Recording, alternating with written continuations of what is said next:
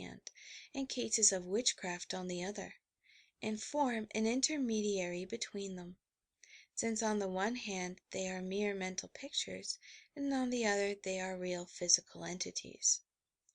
Experimental apparitions, then, seem to bridge the gulf between these two types of phenomena and form a connecting link.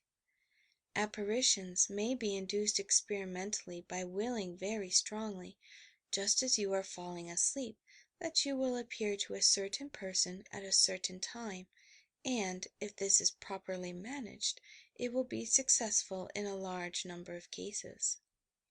This may also be induced experimentally by means of hypnotic suggestion, or magnetic or mesmeric processes, and when in the trance, the spirit of the sleeper may be directed to a certain locality and there seen by those present. The natives of West Africa claim to be able to do this more or less at will. They can project the double, or etheric body, and, so to speak, materialize at the other end. How to create thought forms. The same laws which prevail in many of the previous exercises also rule here. The student should see to it that he retains a grasp of his own personality and does not lose control of his inner self at any stage of the proceedings. As he progresses in his development along these lines, he should endeavor to make the apparition which appears at the other end of the line, so to speak, more or less solid. After he has once succeeded in the process of projection, he should throw all his will into the effort to make the projected form more and more substantial, and to will that his self-consciousness and activity be actually transferred to the distant scene. In this way he is not only seen by others, who may happen to be present, but is also enabled to see for himself what is actually going on in that place, and obtains, at the same time, a clairvoyant vision of the surroundings in which he has appeared. In this way, both the psychic and those who perceive the created figure mutually exchange experiences, and this process should be continued until the projected double becomes so solid in structure that it cannot be distinguished from a real physical being. There are many advanced psychic students who claim that they can actually create and project to great distances material bodies of this nature. End of chapter 27. Chapter 28 of Your Psychic Powers and How to Develop Them. Recording by Amanda Friday. Chapter 28 Haunted Houses. As explained in the last chapter, when apparitions become fixed or attached to one locality, they constitute what is called a local haunting, and the place they influence is commonly called a haunted house. This is the ordinary or common theory of haunted houses, and the average person probably assumes that the figures seen in such houses are material, and the picture he forms of the ghost is that it is a sheeted figure walking about, up and down stairs, and clanking chains after it. There are probably a few, if any, psychic students who believe that houses are haunted by figures of this description, and opposed to this view is that of ordinary science, which contends that there are no haunted houses at all, the figures seen within them being merely the product of expectancy, suggestion, and excited imagination. The explanation of haunted houses. All those who have carefully investigated the subject, however, come to the conclusion, sooner or later, that there are genuine haunted houses. The question is, what constitutes the haunting, and how are such cases to be explained? Many psychic students have specialized, so to speak, in this subject of haunted houses, and have formulated various theories to explain cases of this character. The following are the most important theories which have been advanced. 1. That one person, or group of persons, forming a family, have experienced certain psychic phenomena in the house in question, and these form the nucleus round which gathered impressions, noises, and psychic experiences of all kinds. From a small beginning great results sprang, elaborated by their own minds. Now when these people moved away from the house in question, and other tenants occupied it, this second group was influenced by the thoughts, emotions, and impressions of those who had moved away, so that they in their turn began to see signs and hear strange sounds. Inquiry revealing the fact that the house had the reputation of being "haunted," and their own imaginations would magnify the significance of all they had seen or heard. In other words, this theory contends that telepathy, or influence from living minds, is the all sufficient explanation and alone serves to account for the facts. TELEPATHY AND PSYCHIC ATMOSPHERE 2. The second theory advanced is that telepathy from the dead is the true explanation, the phantoms seen, etc., being produced by the influence of minds of deceased persons. On this theory the figures and phantoms are not objective or real, any more than in the first case, but are telepathic hallucinations, just as truly, though they have an objective basis of reality, inasmuch as they have originated in the mind of a deceased person. Dreams or thoughts of the dead constitute, therefore, the basic principle of explanation on this theory. 3. The next theory which is advanced is that some subtle psychic atmosphere permeates the walls of the house in question, and that this atmosphere influences or impresses all those who live within it. There is much to say in favor of such a theory, and the previous chapters on the aura, psychometry, the human fluid, etc., will lend a certain amount of support to it. At the same time it is difficult to see how a general and impersonal atmosphere of this character could translate itself into definite figures or forms, particularly when these speak and convey information unknown to the seer. I shall say more of this later. Astral bodies and thought forms. 4. The fourth theory to be advanced is that the figures seen are the astral or etheric bodies of spirits who return and constitute the haunting, being present in actual fact. This is the nearest approach to the commonly held theory of the figures seen in haunted houses. 5. The fifth theory is that such figures are thought forms, created by some distant, living or disincarnate mind, and projected into the house in question, where they assume more or less definite and tangible form. This is, in a sense, a process of self-projection, but the phantasm is always seen in a certain place, as though magnetically drawn to that locality. The nature of the figures seen. Which of these theories is the correct one? In my own estimation there is much truth in all of them, and no two cases of haunted houses are due to the same cause or depend upon the same conditions. All 5 of these causes may be operating at the same time in any one house, or any 2, 3, or 4 of them may be.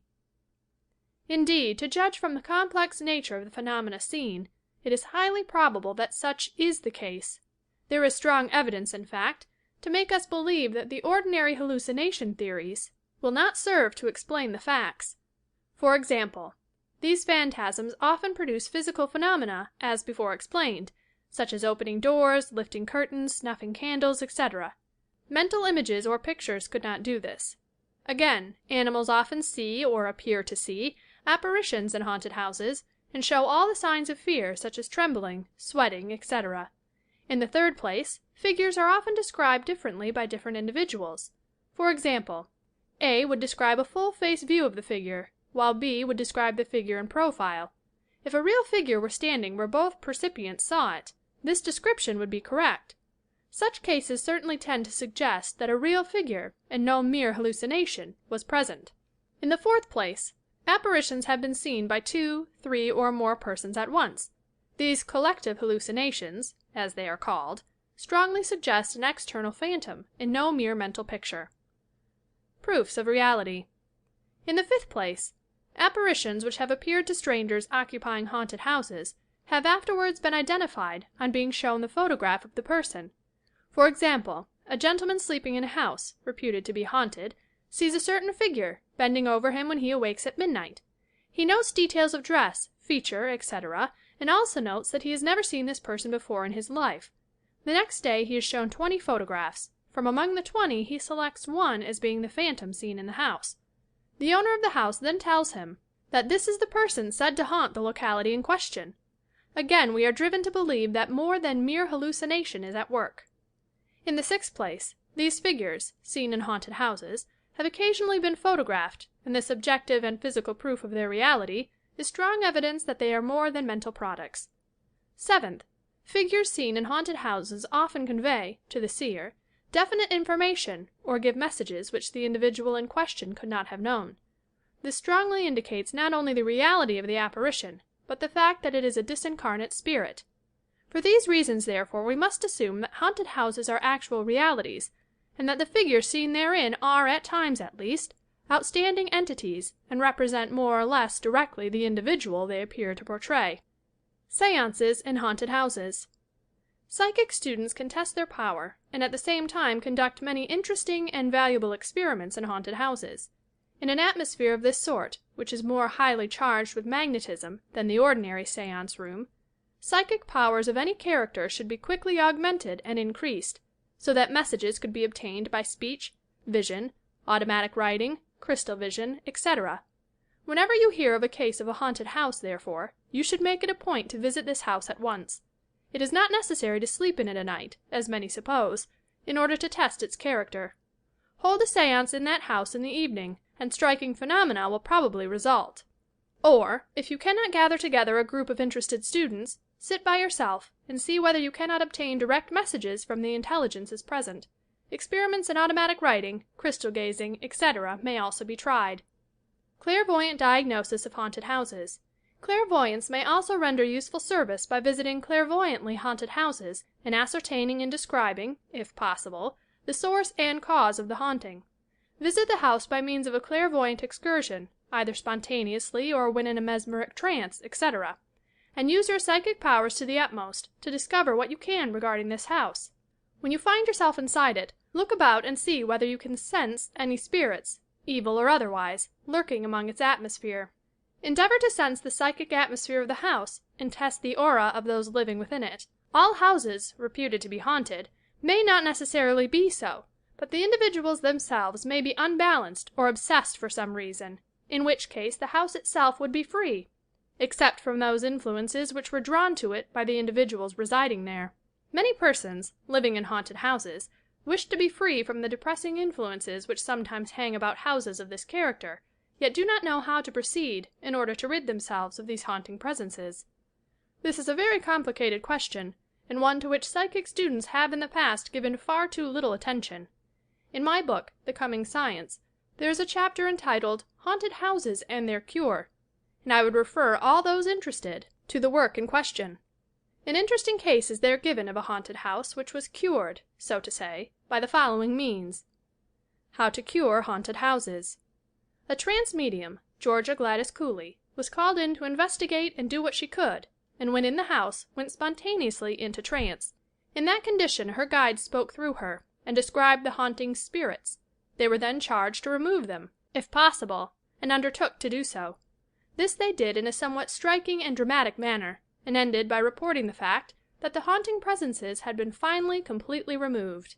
This is a very instructive case, and shows us that trance mediums and their guides can be of a very great service, in many cases, where the haunting assumes an unpleasant or evil character. Thus the nature of the haunting may be diagnosed clairvoyantly, and the cure effected through some trance medium, and by the spirits who operate through him. In some cases, however, the haunting may be cured by more simple means, such as suggestion, lessening the psychic sensitiveness of those living in the house, by diverting the thoughts, by plenty of outdoor, physical exercise, toughening the aura, etc. On the other hand, there are cases on record where haunted houses have withstood all attempts to cure them, and the inhabitants have ultimately been forced to move. Happily, cases of this character are rare. At all events, haunted houses present a fascinating and useful field, in which the psychic student can test his clairvoyance, or other psychic power, to advantage. End of Chapter 28. Recording by Amanda Friday. Chapter 29 of Your Psychic Powers and How to Develop Them. Recording by Arnie Horton. Chapter 29. The Difficulties of Communication. The process of communication is doubtless far more difficult and complicated than the average person believes, and is even more complicated than most spiritualists believe. As stated in a previous chapter, one of the great objections to the reality of spiritualism urged in the past is that, if true, many more persons must communicate than now appear to do so, and that of the thousands who die, more must come back than the few who return through mediums. It was there pointed out that the reason for this consists partly in the fact that, quote, good communicators, unquote, are comparatively rare, and that there is necessarily a peculiar psychical condition which enables them to communicate through mediums. In addition to this, a medium must be present at the time that an effort to communicate is being made, and in many cases the recipient of the message must also be reaching out to receive it before it can be given satisfactorily. In other words, the sender and the receiver of the message must stretch out their mental arms, so to say, at the same moment before they can shake hands across the great gulf, and if only one does so, he fails to reach the one on the other side. Factors affecting communication. It has frequently been pointed out by scientific investigators of spiritualism that only after the reality of the facts has been proved does their detailed study begin. For example, supposing that a spirit can write through an entranced medium, she giving the messages in automatic writing. The fact once admitted, the scientific study of the case will only have begun, and such questions as these would then have to be answered. To what extent is the medium's spirit disconnected from the body while the communication is taking place? What is the degree of mental activity of the medium's spirit during the communication? Does the communicating intelligence act directly on the brain and nervous centers of the medium, or in a more roundabout manner? And if the former, upon what brain centers does the intelligence act, and how? If a communicator was in life a good visualizer, or had a good memory, etc., would these factors assist him in the process of communication, and if so, how? These and many similar questions would have to be answered, and it is upon questions such as these that many psychical researchers have bent their energies for some time past. It is probable that several hundred years will have to elapse before these questions can be answered fully and the facts explained in detail. Difficulties of the communicating spirit. Let us enumerate some of the difficulties which a communicating spirit probably has to contend with in sending messages through mediums to the living. There is much evidence to show that the process of communication is a very difficult one, for as soon as a spirit gets in contact with the medium and begins to transmit messages, he becomes more or less exhausted and suffocated, so to speak, by the dense aura or atmosphere with which he is called upon to come into contact. In many instances, we read that spirits have to go away several times during the course of a séance, to revive themselves and afterwards return, refreshed and clear-brained, to continue the communications. They experience great difficulty in holding their thoughts together connectedly during the process of communication. This does not mean that they are ordinarily in this confused state, but very often, as soon as they come into contact with the medium's psychic atmosphere and magnetism, they become confused, and their minds tend to wander as they would in delirium or in a state of trance. It is because of this that many of the messages we receive commence well but afterwards dwindle off into incoherence and triviality. Why many messages are trivial, This question of triviality, however, is often misunderstood. The objection is raised that spirits, if they really communicate, would tell us something more important than they usually do. As a matter of fact, however, this is only true in a certain sense. The ordinary social conversation between spirits in the flesh is not as serious as it might be, and it has been shown by actual experiment that human beings, when called upon to prove their own identity to another, do deliberately choose trivial incidents by means of which to identify themselves. Another point is that trivial incidents serve best to prove identity, as some great philosophical discourse might be given by any intelligence, either in or out of the body, and would prove nothing to one longing to hear from his own dear one. In such a case, personal, detailed, and, so to say, trivial messages are often the most striking and the most convincing. The very triviality of many messages received through mediums is, therefore, their strongest point and not their weakest. In addition to this, there are, as we know, innumerable books written by spirits containing philosophical, scientific, and religious truths of great value and importance. Influence of the medium's organism. Another reason why communication is doubtless difficult is that the communicating spirit is unused to the bodily organism of the medium. All of us have certain mental and physical habits which we form, and it is easier for us to do certain things in certain ways after we have done them in that manner a few times.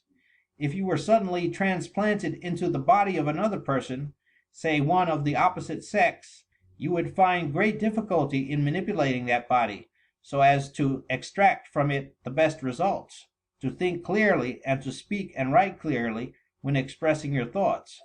It is precisely this difficulty which the communicating intelligence experiences in trying to communicate with us through unfamiliar bodies. Many of the habits and "tricks," so to say, of the medium creep into the messages, which are consequently often more or less similar to the language employed by the medium. This proves only that the spirit has to employ the medium's mental and bodily habits as best it can during the process of communication, and that it is not as easy and concise as many persons imagine. Symbolism necessary. Another difficulty presented is that the conditions on the "other side" are doubtless so different from any which exist here that they have to be explained in roundabout and symbolic language. If you had to explain color to a blind man, you would find great difficulty in doing so. If you had to explain the feelings experienced while giving psychometric tests to one who had never experienced them, you would also find considerable difficulty. It is much the same in this case. There are no immediate analogies which can be drawn, and the result is that symbolism and a language which appears to us vague and unsatisfactory is often employed in describing the other side of life and the conditions which prevail therein. Difficulties of names and dates. Names and dates furnish great difficulty for returning spirits. Dates, because of the fact that time is not recognized by them in the same way that it is with us. Names, for the reason that they do not represent concrete pictures or meanings, but are as a rule only a combination of letters having a certain sound. The word "chair" calls up to the mind a certain picture which can be visualized. On the other hand, the name "Robinson" calls up no such picture, except perhaps the memory image of some friend of yours by that name. If that memory picture is revived in the communicator's mind, the medium can see this and describe it, which is precisely what he does. But the name "Robinson" cannot be presented in picture form, the most common form of representation, and consequently is not easily communicated. As explained in the chapter on dreams, our hearing centers are less developed than our sight centers, and for this reason verbal messages are less easily given and received than pictured or visualized messages.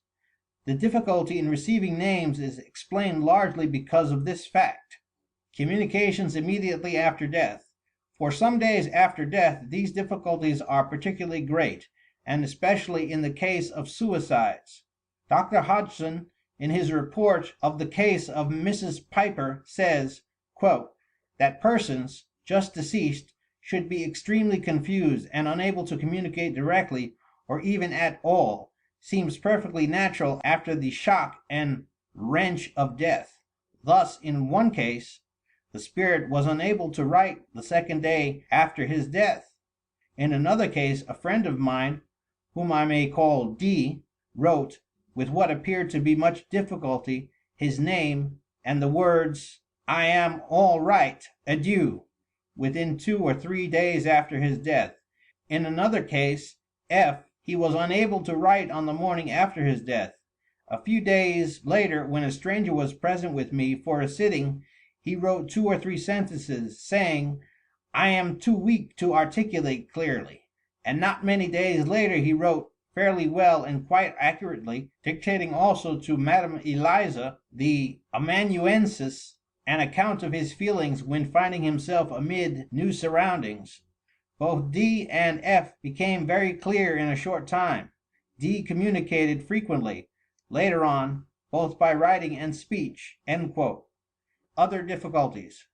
Other difficulties remain, such as the probable inability of the communicating spirit to see the material world as we see it, especially at the time of communication; the difficulty of holding the mind together while communicating; the difficulty of manipulating the medium's organism; and the intra-cosmic difficulties which exist between this world and the next. Because of all these hindrances and impediments, spirits find great difficulty in direct communication, and because of these facts, messages are, comparatively speaking, few, and in so many cases inconclusive. When a good medium, a good communicator, and a sympathetic sitter get together, however, very striking and convincing results are obtained, as we know from the history of spiritualism. End of chapter 29. Chapter 30 of Your Psychic Powers and How to Develop Them. Recording by John Smith. Chapter 30. Hypnotism and Mesmerism. The word mesmerism is derived from Antoine Messier, who founded the system and who performed all the early experiments in this field. It was known as mesmerism for about 50 years, until an English physician by the name of Dr. James Braid coined a new word, hypnotism, from the Greek hypnos, sleep, and this is the word which has been used almost exclusively from that date to this. The difference between hypnotism and mesmerism. The majority of persons would claim at the present day that hypnotism and mesmerism are identical, there being no difference between them. They are both due, it is said, to suggestion and the influence of the mind over the body. Very similar phenomena occur in both cases. It is true, but I believe that there is a difference between the two processes and conditions. Mesmerism is based on the belief that there is a definite physical emanation or vital fluid which passes from the operator into the subject while the mesmeric passes are being made over the latter's body. Hypnotism, on the other hand, is due entirely to suggestion, the influence of the subconscious mind upon the body. There is no physical influence or effluence in hypnotic practice, and it is claimed that all the phenomena of mesmerism apparently showing such influence are in reality entirely due to suggestion. As before stated, however, we believe that there is a difference between the two processes, and that hypnotism is due solely to physical causes, but that in mesmerism the human fluid before spoken of plays a part. As proof of this, I may cite, among other proofs, the fact that clairvoyance and many of the so-called higher phenomena are frequently obtained in mesmeric trance, while they are extremely rare in hypnotic trance. Other phenomena could be mentioned, but this will suffice for the present. Mesmerism, being due to the passage of a vital fluid from the body of the operator into the subject, contact and passes are essential.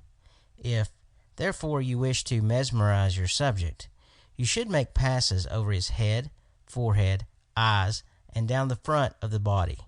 All downward passes are sleep passes, and all upward passes are walking passes.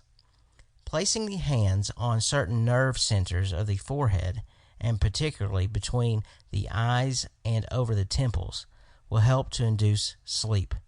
Also, clasping the patient's hands and placing the point of your thumb in contact with the point of his thumb establishes the current and serves to induce the mesmeric trance. In hypnotism, on the other hand, passes are not essential, though often help. In hypnotizing a subject, it is common to ask him, first of all, to gaze at a bright object until his eyes tire, When the lids are closed, suggestions of sleep are given, or the subject may open and close the eyes a number of times as you count, and this will serve to induce the initial stages of hypnotic trance. The deeper stages are induced by means of suggestion. Post-hypnotic suggestion is a form of treatment often resorted to and is a good subject for experimentation. It means that the subject performs, after awaking from trance, certain actions suggested to him when entranced. He remembers nothing of the suggestions, but carries them out to the letter. Many hypnotic subjects have extraordinary ability in calculating time, and can guess to a second the length of time which has elapsed between certain intervals, or carry out post-hypnotically a suggestion given them in trance, days or even weeks before. Hypnotism is a useful method of opening up and exploring the subconscious mind. We are enabled to tap it, as it were, and get in touch with hidden portions of our being which we could otherwise never reach. Dreams may be analyzed in this manner, also unpleasant thoughts, impressions, emotions, etc., removed, and frequently undesirable influences banished by hypnotic suggestion. Hypnotism seems to reach a deeper stratum of our mind than ordinary waking suggestion, and because of this fact, it is at times so useful. For instance, the drink habit has often been cured by hypnotic suggestion. Hence, we see that there must be more in the hypnotic command than mere advice or persuasion, because of thousands of drunkards have been advised not to drink, but they continue to do so. Nevertheless, by means of hypnotism, we are enabled to reach a portion of the mind so deep that it controls the whole being, and the result is that these deep-rooted habits may at times be removed and eradicated.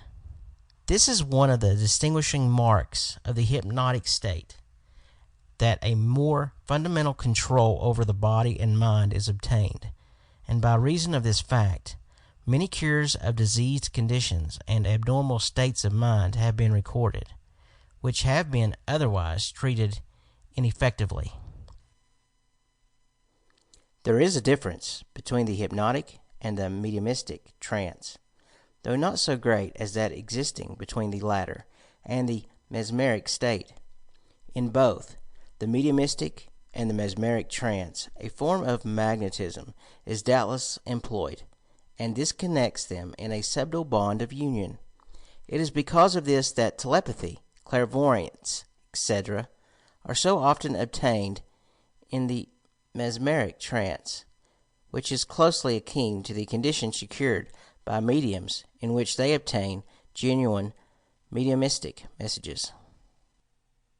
The fear of being hypnotized. Many persons are afraid of being hypnotized, this fear being based partly upon valid reasons and partly upon superstition. Properly induced by an expert, the hypnotic trance is not injurious. On the contrary, it is often extremely beneficial, and, as before pointed out, quickens the mental and physical powers, removes bad habits, effects cures, etc. On the other hand, when hypnotism is applied by an ignorant or bungling operator who does not know his business, the result may be very detrimental to the health of the person hypnotized. A state may be induced which neither the operator nor anybody else fully understands, for no one at the present time fully comprehends the nature of the condition thereby induced. The conscious mind is removed from its supremacy, and that this is often a fatal mistake, particularly when there are evil influences at work, either within or without the subject. If the operator is a sympathetic, careful, and qualified expert, mesmerism may prove highly beneficial, for evil influences may thereby be removed. By counteracting them and infusing into the subject a supply of beneficial animal magnetism, which is opposed to that supplied from opposite sources, Hypnotic influence from other minds. Andrew Jackson Davis began his career as a medium by being mesmerized, and others could doubtless develop their mediumistic faculties in the same way. But one must be extremely careful in such a case to select a thoroughly competent operator, one in whom he has complete faith, otherwise more harm than good may result. If you find that any one is trying to influence you against your will, you may overcome this by a counter-suggestion, given to yourself from within. If the person be absent, this may be purely imaginary on your part, and the operator in question may be entirely ignorant of the effect he is producing in you. There are thousands of persons in insane asylums all over the world who suffer from the belief that they are being persecuted by others at a distance, and that these others are endeavoring to influence them by hypnotism, etc. As a matter of fact, nothing of the sort is the case, and their condition is purely the result of imaginary belief. Be most careful, therefore, that you fully ascertain and prove to your satisfaction the existence of this foreign influence before you take any steps to offset it, or even seriously believe that such influence is being directed towards you. How to overcome such influences. When once you have become satisfied that influences of this character are being directed towards you, take immediate steps to protect yourself, such as those outlined in Chapter 23, Obsession and Insanity. If promptly applied, this will effectively offset such conditions coming from outside minds. If you are in the presence of a person whom you feel to be influencing you, it would then be best to take the precautions and steps outlined in the next chapter, devoted to personal magnetism. This will prevent your passing under the influence of such a person. You need never fear that hypnotic sleep, even if induced, will last a great length of time, and that the subject cannot be awakened therefrom. Sleeps of this character always terminate spontaneously, if they are let alone, though it is always best to see that a hypnotic subject is thoroughly awakened before he leaves the care and supervision of the operator. Otherwise, he may go about in a somewhat dazed condition for a time, and may not be altogether responsible for his actions. An important warning. Somnambulism is a variation of hypnotic sleep where the subject spontaneously performs a number of complicated actions and the subconscious muscular activities play a large part. A person who is subject to somnambulistic attacks should never under any circumstances be awakened suddenly. It is a good plan to speak to such a person and suggest to him, as to one in hypnotic trance, that he return to bed, and, this done, suggest to him that it is impossible for such a condition to again occur, etc. Somnambulistic attacks of this character may often be cured by hypnotic treatment and properly directed suggestion. Prevention of hypnotic influence. An operator may prevent his subject from being hypnotized by any other person through forceful suggestions to his subject, that he will be unable to resist suggestions from any other operator, that he will have no effect on him, etc. If you do not wish to be hypnotized at all, you may give similar suggestions to yourself. These self-suggestions are called auto-suggestions. Lightly given and persistently repeated, they will effectively prevent you from being influenced by any other person. End of Chapter 30. Recording by John Smith. Chapter 31 of Your Psychic Powers and How to Develop Them. Recording by Olenka. Personal magnetism. We all know the difference between a positive and a negative personality, between an individual who is naturally successful and one who is not. The former seems to attract to himself success, happiness, and prosperity. The latter seems to repel it. It's not necessary for a naturally positive person to say anything or to perform any action in order to make us feel this power within him. It seems to radiate silently from him as a form of power. Many times, doubtless, we have all stepped into a room, an elevator, etc., and immediately felt the strong personality and presence of an individual of this character, possessing much natural magnetism. They may know nothing of this power, perhaps hardly realize that they possess it, although they do, in many cases to a remarkable degree. Properly developed and utilized, this power helped to make the great names in history.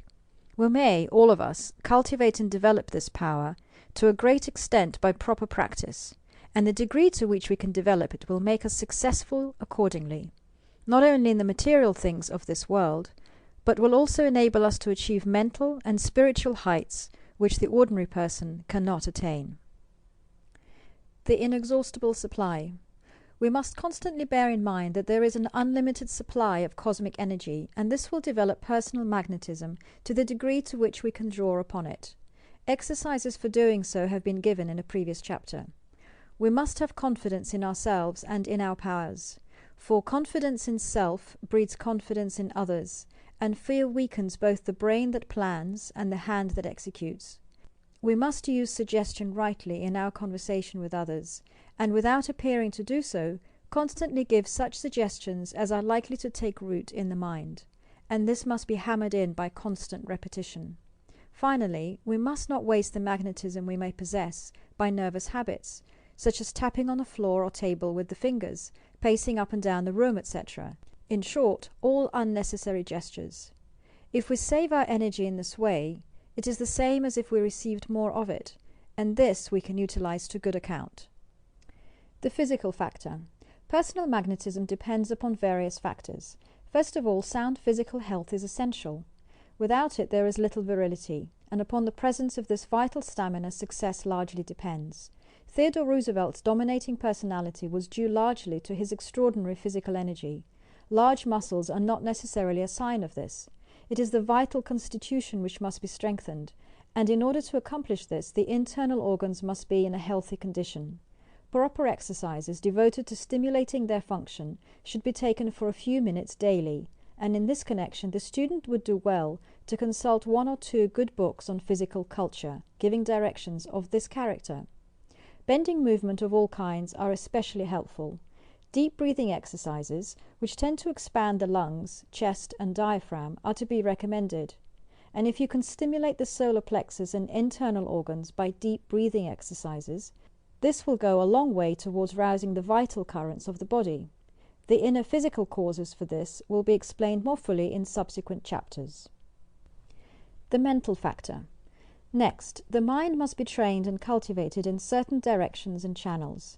Just here the student would do well to turn back and reread the directions given in Chapter 7, Self and Soul Culture, where practical advice on success and its attainment is given. The practice of concentration, Chapter 24, would prove very helpful here. Relaxation both of body and mind should follow this. The improvement of memory by various methods would greatly add to the strength of the psychic personality, since it is upon memory that the thread of personality depends. Attention upon any given subject should be cultivated, and you should never allow yourself to perform any action automatically which should be conscious. For instance, if you put an object in the drawer of your desk, make a conscious mental note of this at the time, so that you afterward remember where it is placed, and never allow yourself to place the object there without paying particular attention to it. Many people do this, and it is indicative of a weak power of attention and a scattered mind. The degree to which you can overcome this indicates concentration, and hence power. Nothing gives power and strength to the mind so much as continued exercise and concentration. The spiritual factor. Spiritual development will also assist in the cultivation of personal magnetism by drawing to your aid certain spiritual energies which recharge you, that is, charge your body in much the same way that an electric motor is charged by external energy. This power you draw by placing yourself in a certain receptive condition which invites its influx. All negative thoughts tend to erect a wall between yourself and helpful external guidance, and on the other hand, an affirmative and positive attitude will have the effect of attracting or drawing to you this additional power. Thoughts and emotions also have this effect. If you will carefully analyze your own inner sensations while thinking certain thoughts or experiencing certain emotions, you will find that selfish, self-centered impulses tend to contract you mentally and physically. You feel yourself tightening up all over, as it were, and this internal action shuts off all outside aid and influence. On the other hand, If you think thoughts of friendship, love, etc., you will find your beings tends to expand, and it is this feeling which opens the gates of your soul to an influx of higher power.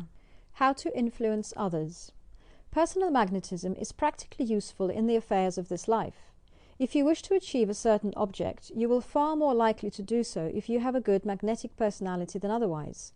The following simple rules, if followed, will probably greatly assist you in the development of personal magnetism. 1. Just before entering into the presence of the person whom you are about to interview, call up that person's image before your mind and assume toward it a positive mental attitude. If you do this, you will carry over and maintain this attitude towards that person when you meet him. If you assume at the outset 60 or 75% of the mental dominance or initiative, you, figuratively speaking, only leave the other person 40 or 25% of the ground lying between you which he can possibly occupy. Your business is to assume, at the outset, as large a percentage of the positive relationship as possible, and by doing so you force the other person to assume the minor quantity. The use of the eyes, too. When in the presence of the person whom you are to interview, look him squarely in the eyes and hold his gaze and attention until you have won your first point. If possible, do not allow his attention or his eyes to wander from you until you have thoroughly ensured his interest and sympathetic cooperation.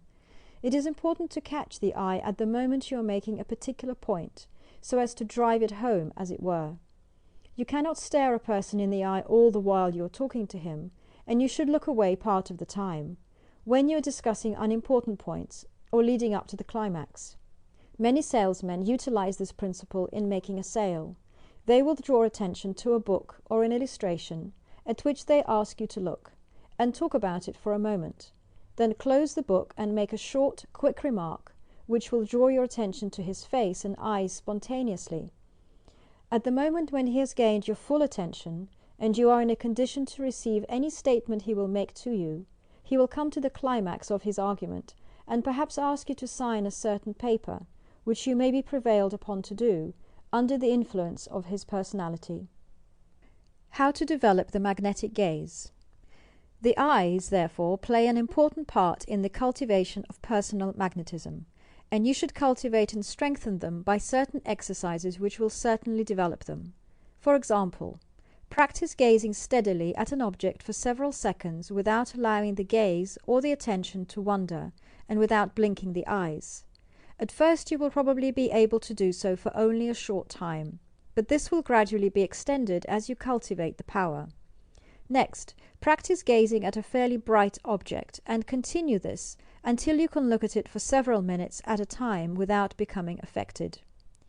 When you look into the eyes of another person, do not look blankly, but will, at the same time, and throw the whole force of your personality into your gaze, feeling that you will influence that person to do as you wish. Naturally, practices of this character can be, and in fact are, utilized by many persons for evil as well as for good purposes. Those who are endeavoring to cultivate the higher side of their nature, however, will fully realize the necessity of utilizing any added powers they may gain for good purposes only. Passes and suggestions. 3. Downward passes, as before explained, are sleep passes, and a few of these will add emphasis to your speech and impress the person to whom you are talking. Do not gesticulate overmuch, however, as this will detract rather than add to what you have to say. A few passes at the proper moments will prove of great value. 4. Do not speak hurriedly, for if you do, you will give the impression that you are in a hurry, and your hearer will unconsciously grow impatient. On the other hand, do not drawl your words, but speak naturally with a clear, forceful enunciation. The more reposeful and calm you appear, the more receptive your listener will be to hear what you have to say. At the same time, you must be businesslike and precise. How to prevent the influence of others. If you wish to offset the influence of someone who is speaking to you, and prevent yourself from being influenced by him, you should see to it that you do not allow him to catch your eye at the psychological climax of the conversation, but studiously look away at that time, and carefully think over and analyze what he is saying to you without allowing yourself to be swayed by his manner or words. Look at him in the intervals between these climaxes, when he will probably be looking away from you. Hold your mind in a positive attitude, and never allow yourself to be hurried into anything. The ability to say no and stick to it, when occasion demands, has been declared one of the greatest essentials to success by many men who have attained great eminence. As Abraham Lincoln once remarked, "Be sure you are right, and then go ahead." A clear mind and inner mental repose will greatly add to your power in these directions. Helpful application. These exercises in the development of personal magnetism will be found especially helpful to all psychics, for the reason that they tend to offset and counterbalance to a great extent the subjective practices of mediumship, and hence balance up the personality by accentuating the objective as well as the subjective side of one's inner self. All those who are developing psychic powers and mediumship should, therefore, while leading their daily lives, endeavor to follow the principles herein laid down, and develop their own natures along these lines. They will find that it will prove very helpful to them and preserve that just balance we term health. End of Chapter 31. Chapter 32 of Your Psychic Powers and How to Develop Them. Recording by Lisa Phelps Gonzalez. Chapter 32. Prophecy versus Fortune Telling. The subject with which this chapter deals is a very important one for the spiritualist, for the psychic, and above all for the public medium, for the reason that it concerns him in a very practical manner. It would seem as if spiritualism, although an organized religious body, international in scope and influence, had no standing in the eyes of some people, nor that its accredited mediums were entitled to any more consideration than ordinary fortune-tellers. Fortune-telling, so called, is against the law, and in many cities the authorities are very severe on anything which can in any way be construed as fortune-telling. Truly, one may be pardoned for believing that there is a power back of it which is opposed to so-called modernisms, to the several movements of a spiritual and religious nature that are freshly putting forth real knowledge of our true relations to this life and the life beyond. It is not merely a moral wave, not merely ignorance of the difference between true and honest mediumship and fortune-telling, but an effort to retard and crush the truth. From the present standpoint of the court, Jesus, when he told the woman at the well about certain matters in her life, was a fortune-teller. The people marveled over him because of what he could tell and do.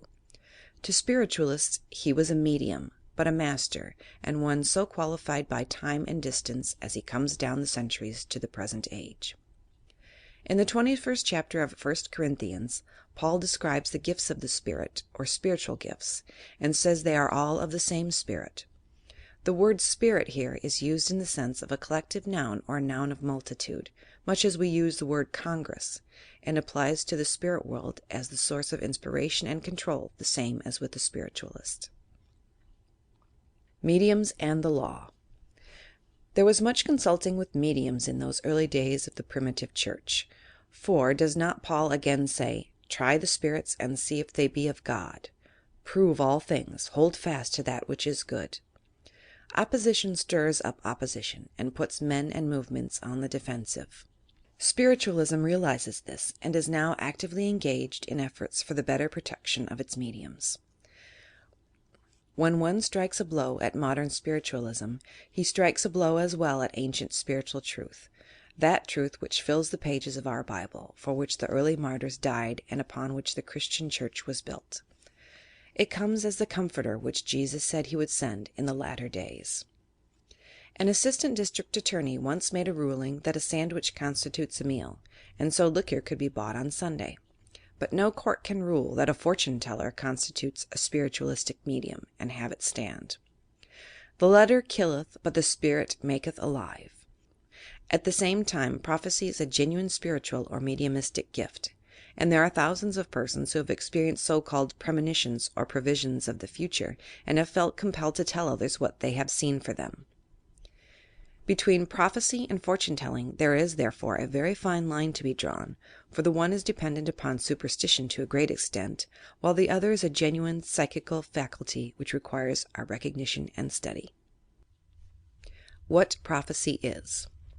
So far as we can define the distinction between the two, it may be said that prophecy depends upon internal spiritual promptings, or the reception of definite messages relating to the future which are told the medium by external spiritual intelligences. He acts merely as a medium for transmission in the latter case, and simply gives out what he receives. This is the type of spiritual premonition as distinct from clairvoyance of the future, which we have already discussed in Chapter 14. In this latter case, the power appears to depend upon internal and spontaneous quickening of spiritual faculties, and seems to be self-originated, as it were. It is very similar to spontaneous premonitions, therefore, and in fact these subjects are so very closely connected that only an expert can define the differences between them. Unless one has had considerable experience and knowledge in this field, he is totally incapable of judging whether a given set of phenomena are the type of genuine prophecy or mere fortune-telling, and he should study the subject thoroughly before he is capable of expressing an opinion upon it. It may be well to consider the meaning of the word prophecy. It is derived from the Greek word prophemai, pro meaning before, and phemai to say or tell. There is another word, propheteuo, of similar import and derivation, and means to prophesy, divine, foretell, predict, presage, to explain or apply prophecies. In Greek classical literature, the word prophet meant a declarer, foreteller, diviner, a harbinger, a forerunner, a priest, teacher, instructor, interpreter, a poet, a bard. All of these definitions carry with them something of the idea of a character whose mission is in some way connected with the aspirations and longings of mankind. A definition of prophecy. The Standard Dictionary has defined prophecy as follows. 1. To predict or foretell, especially under divine inspiration and guidance. To prefigure, as to prophesy evil. 2. To speak or utter for God. 3. To speak by divine influence, or as a medium of communication between God and man. Specifically, to speak to men for God, declare or interpret the divine will. 4. To predict future events by supernatural influence, real or professed. To foretell the future. Utter predictions, as to prophesy a disaster. 5. Archaic. To interpret Scripture, explain religious subjects, preach, exhort. Under the head of synonyms, the Standard Dictionary gives augur, define, foretell, predict, prognosticate. Prophecy differs from predict by assuming a claim to supernatural or divine inspirations. To prognosticate is to predict from observed signs, indications, or conditions. To prophesy in the scriptural sense is to utter religious truths under divine inspiration, not simply always to foretell future events, but to warn, exhort, comfort, etc. by special message or impulse from God. This scriptural definition seems well adapted to the spiritualist sense of the word when we interpret God to mean the infinite spirit of good. The verb prophecy is also used in the New Testament in the sense of revealing something which had happened and was unknown to the person revealing it, except through some so-called supernatural source.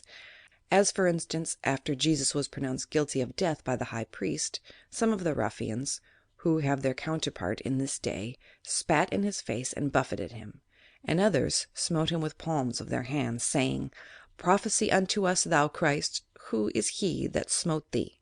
Matthew chapter 26, verse 65 to 68. Jesus ignored this challenge. Could they have understood or would they have believed in his mission if he had correctly pointed out the man who had assaulted him? Explanation of fortune-telling.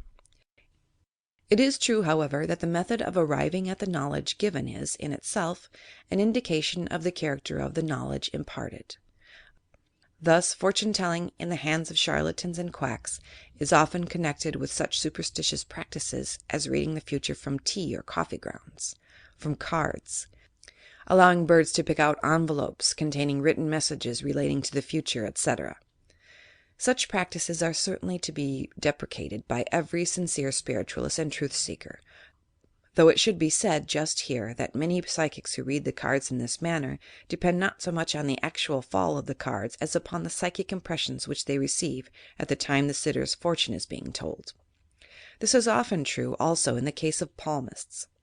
There is doubtless some truth to the general doctrine of palmistry, but it can only hold good to a very limited extent. When impressions are received, the process is somewhat akin to crystal gazing, where the mind is concentrated on an external object while it remains passive and open to internal impressions. But instead of receiving these in the form of visual pictures, they are given in a more general and vague manner. Why fortune-telling is sometimes true. On the other hand, genuine mediumistic messages are frequently given while the subject is reading the cards, examining the sitter's palm, etc. It will be observed that, in these cases, there is a certain fundamental reality in the phenomena, but it is perverted and unconsciously covered up by the seer who is unaware of the actual source of the information he gives. Psychic power or mediumship is the basis of the supernormal information given, but it is under the guise of fortune-telling. A far more direct and satisfactory method would be to come out in a straightforward and direct manner and state that each and such impressions were received, relating to the future, and this premonitory faculty could doubtless be cultivated by certain practices and be used as the student progressed in his psychic development. Exercises for development of these faculties will be given later on in this book. Why mediums cannot help themselves. Disbelievers in spiritualism often say, "If your assertions are true, why do not the spirits warn and advise you more frequently, and why do they not help you financially or otherwise more than they do?" The answer is simply, as before said, that you are not a creator, but an instrument. A knife may be sharp, but it could not cut bread without the power behind it. A soldier may go to war and fight bravely without knowing the real reasons for the war. You are the knife or the soldier. You cannot act by yourself or achieve desirable results unless the power be imparted to you from beyond, and even then the power is supplied for other purposes and centered upon other things. The knife does not cut itself but the bread. Clairvoyant power does not benefit the clairvoyant directly but some third person, and in cases where the student has found it possible to pervert its use and turn it into selfish channels, the power has invariably been lost. It may also be said that spiritualists may err in the selection of spirit advisors as well in their mediums of intercommunication. That is true, for we are not endowed with perfect judgment even in selecting in this life our medical or legal advisors, or our governmental representatives and officials, our business partners or our friends, or the person to advise us as to where we can get the best advice in a given manner. The spiritualist merely claims the right to act for himself, without let or hindrance from those who differ with him in religious views. If he makes mistakes which cause him loss or suffering, it must be remembered that even Jesus, with his extraordinary psychic powers, made a mistake when he selected Judas Iscariot as one of the 12. If it be said that this seeming mistake was a part of the divine plan, then it may also be said that the spiritualist's seeming mistakes may also be part of a divine plan. History of prophecy. There can be no doubt that prophecy has existed in all ages and has had its own uses as well as its abuses. Many spiritualists believe that prophecy is invariably connected with spirits and that the explanation depends upon their communication. On the other hand, many orthodox religious persons believe that prophecy depends entirely upon the influx of the divine spirit, and that the ability to predict or foretell comes directly from God. This is the manner in which it is regarded by many people and many religious books. There are many references to prophecy and to prophets both in the Old and the New Testament, and anyone who accepts the teachings of the Bible as in any way true and valuable can hardly fail to believe that prophecy is a genuine psychical faculty which has been exercised by men in all ages and is undoubtedly being exercised by them now. Thus, in 1 Corinthians chapter 4, verse 3, we read, "But he that prophesieth speaketh unto men to edification and exhortation and comfort." Again, in the same chapter, verse 1, we read, "Follow after charity and desire spiritual gifts, but rather that ye may prophesy." And again in the same chapter, verses 31, 32, and 39, we read, "For ye may all prophesy one by one, that all may learn and all may be comforted. And the spirits of the prophets are subject to the prophets. Wherefore, brethren, covet to prophesy, and forbid not to speak with tongues." One more quotation. In 1 Corinthians chapter 12, verse 4 through 12, we read, "Now there are diversities of gifts, but the same Spirit, and there are differences of administrations, but the same Lord. and there are diversities of operations, but it is the same God which worketh all in all. But the manifestation of the Spirit is given to every man to profit withal. For to one is given by the Spirit the word of wisdom, to another the word of knowledge by the same Spirit, to another faith by the same Spirit, to another the gift of healing by the same Spirit, to another the working of miracles, to another prophecy, to another discernings of spirit, to another diverse kinds of tongues, to another the interpretation of tongues. But all these worketh that one and the selfsame Spirit, abiding in every man as he will.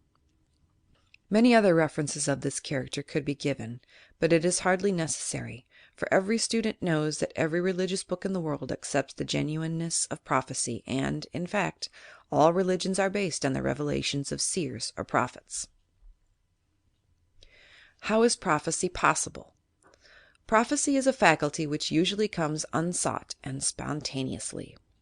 When the future is seen in an isolated picture or event, it is usually called a premonition or prevision, and many examples of this character have been collected and published by the Societies for Psychical Research. It may be asked, how is it possible to see into the future, to lift the veil of futurity and glance forward as we glance backward in reading history? Certainly, at first sight, such a thing appears not only impossible but absurd. Nevertheless, it is an undoubted fact, and numbers of cases of this character might perhaps be explained more or less rationally, even with our present knowledge. Thus, certain types of premonitions relate to the future welfare of the body or health of the subject experiencing them. In such cases we might suppose that the subconscious mind, which has a wider range of inner experience and knowledge than the ordinary waking mind, was aware of certain internal changes and happenings of which the conscious mind was totally ignorant. In such cases the explanation would be that this subconscious mind, having acquired this knowledge, would merely impart or externalize it in the form of a vision, voice, or message, or in the form of automatic writing, etc. A second type of premonition might depend upon subconscious inference and deduction, thus being far more accurate and far-seeing than the conscious mind in such matters, particularly when the latter is occupied with everyday practical affairs. Another set of premonitions might be accounted for by assuming that the knowledge given is imparted telepathically or gained clairvoyantly by the subject's own mind. In these cases the information would be in the minds of other living persons and would be gained from them and given out before the subject had gained the fact normally. Scientific explanation of prophecy. A fourth type of premonition might be explained by assuming that discarnate spirits play a large part and communicate the information to the recipient of the message in question. In this case, the discarnate intelligence would have to be in possession of certain facts, or be enabled to see farther than the psychic himself. And there is much evidence that this is in fact the case on numerous occasions. For example, if we see a spider walking across the table, we know that when it reaches the edge it will either stop or fall over, though the spider cannot foresee these facts and continues to walk quite ignorant of the fate in store of it. Again, use a more forceful example. Supposing a friend of yours is walking down the street and is coming to a cross street down which a strong wind is blowing.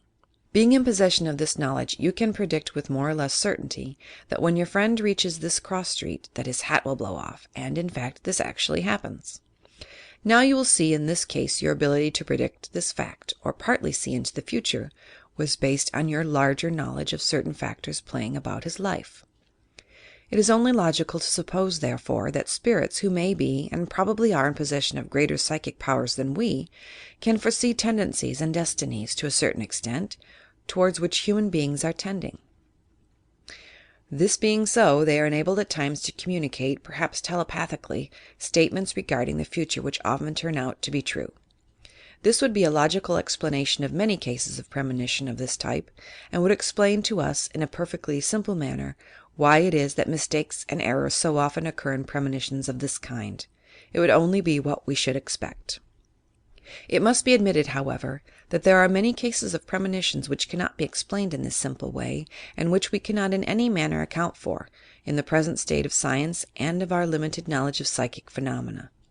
These cases we must simply record and hope that the time may come some day when we will be enabled to comprehend clearly the underlying causal explanation, which will make clear to us the real mechanisms by means of which premonitions and prophecies are fulfilled.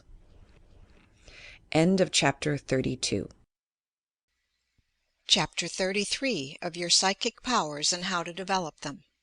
Recording by Pamela Krantz. Chapter 33. Reincarnation in Eastern Philosophy. Most religious philosophies of the East are based on the reality of reincarnation, or the embodiment of the same soul in a variety of physical bodies, living on this earth at various stages of the world's history, often separated from each other by a number of years. The doctrine contends that the same individuality is maintained throughout all these lives, as a background, but that each life is also an individual experience which is destined to teach the soul one or more particular lessons, which it needed to learn for the purposes of its ultimate progression and perfection. The doctrine is based largely upon the law of compensation, which says that inasmuch as there is, in this life, so much obvious inequality as regards the material returns, rewards, and happiness, there must be another chance for that soul at another time and under other circumstances, and that the poverty and other conditions which may be present in this life are for a purpose and teach a lesson, and that quite possibly in some past life the same individual has been extraordinarily wealthy and has misused the riches and power entrusted to him. The memory of past lives.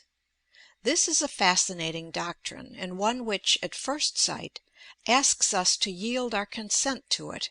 Yet there are many objections to this theory of reincarnation, as we shall see presently. It may be well to answer here one main objection to the doctrine, which is sure to be advanced by the ordinary critic, and this is, that if the same soul be reincarnated a number of times, it should remember its past lives, while as a matter of fact it rarely does so, and if we are to profit or benefit by these in any way, one would think that this memory would be absolutely essential. The Theosophist or reincarnationist replies to this, however, by stating that each life is intended to be an individual, separate existence, without a memory bond or connection with any previous life. The soul of the individual which reincarnates only reaps the knowledge of each life after death, when this knowledge is added to the total mass of experiences already gained. Thus the individual human life is conceived to be greater than any single life, just as a bucket of water is composed of thousands of drops, each drop being separate until merged with others into the whole. In the same way, each individual life, representing a separate drop, would be individualized until after death, when it is again merged into the total personality. Our inability to remember former lives is accounted for by assuming that there is no direct connection between the total self and the self which is built up in this life through the physical brain. They are separated, though it would take too long to explain here exactly the nature and causes of this separation, according to the doctrines advanced. The arguments for reincarnation. Another argument which is advanced in favor of the doctrine of reincarnation, and to many minds a very strong one, is that life must necessarily be eternal and immortal, inasmuch as it is indestructible by death, and continues to exist to all eternity in the future, and for the same reason it must also have existed from eternity in the past, and it is inconceivable that such a thing as an individual human spirit should continue to exist forever after the moment of birth, while it did not exist at all previous to that event. These are the main arguments which are brought forward in favor of the doctrine of reincarnation, and we may add to these one argument based upon experimental evidence. It is this: that many of those who have progressed sufficiently in their psychic development can, so they say, remember their past lives. Either fractions of them or incidents in them, or the whole life may be remembered as a consecutive series of scenes and events. Many of the leaders of Theosophy and other religious systems of this character contend that they can actually do so. The majority of spiritualists, however, are opposed to this view, and contend that reincarnation is not a fact, though it must be admitted that in the past there has been a great diversity of opinion on this subject. The French school of spiritists, formerly headed by Allan Kardec, contends that reincarnation is a fact, and Kardec's work, The Spirit's Book, is based entirely upon teachings of spirits who claim that reincarnation is true. On the other hand, the majority of German, English, and American mediums contend that reincarnation is not true, and spirits who return through them also assert emphatically that it is not a fact. The reason of this apparent contradiction was explained in an earlier chapter. The communicators merely stated their own views and opinions. Reasons for doubting reincarnation. Now, in considering this doctrine of reincarnation, there are certain factors which we must bear in mind. 1. The average scientific inquirer begins by doubting the reality of survival at all, and contends that nothing persists after the change called death. For him it is annihilation. The first point to be proved, therefore, is that anything at all exists after death, and the phenomena of spiritualism are the only ones which prove this, as before pointed out. Until it is thoroughly established that spirit of any character continues to exist after death, it is useless to argue whether or not such a spirit is reincarnated, for the reason that the average skeptic would contend that there is no such thing as a spirit to reincarnate. Until this primary fact of spirit existence is proved, therefore, it is useless to argue concerning this question of reincarnation. 2. Assuming that this is granted, still there is no proof that reincarnation is a fact, if we demand proof in the scientific sense of the word. In order to establish such a doctrine as this, a tremendous mass of testimony would be necessary, far more than the ordinary phenomena of spiritualism, which claim to establish a comparatively simple truth. Yet, as a matter of fact, there is far less evidence, as we all know, for the reality of reincarnation than there is for spirit return. As the strength of the evidence should be proportioned to the strangeness of the facts, it will be seen that we are as yet very far from proving reincarnation according to this standard. A vast mass of well-attested evidence would have to be forthcoming, and this has not been produced. 3. It is not necessarily true that because the human spirit continues to exist for all eternity in the future, it must necessarily have existed from all eternity in the past. Physics teaches us that a body set in motion comes to rest because of the hindrance or friction from outside forces acting upon it. If there be no friction to retard such a body, it would theoretically go on forever in a straight line. Once give a ball an initial push, and provided there is no friction, it would roll on forever without coming to a stop. It might well be, therefore, that the human spirit, once initiated, would continue in the same fashion, since we can see no hindrances to its progress resembling those acting in our physical world. Again, a speck of mud thrown off from a revolving wheel only exists as an individual speck, after it was thrown off in this manner. Before, it was a part of the general mass. Assuming, therefore, that an individual human spirit is in some way separated and individualized at birth from the general stock of cosmic life energy, at the moment of conception it might be that it continued as an individual thing thereafter for all eternity, without necessarily having existed as such in the past. The spiral or vortex of life. In the next place, assuming that life is an individualized force, we can quite conceive that this force, ascending in a series of spirals, tends to become more detached and individualized with each revolution through which it passes, and that ultimately it will tend to become detached and thrown off, as it were, from the vortex of life as an individual being. Birth might represent this process, and again we see that it is not necessary to suppose that human spirit must have existed in the past because it continues to exist in the future.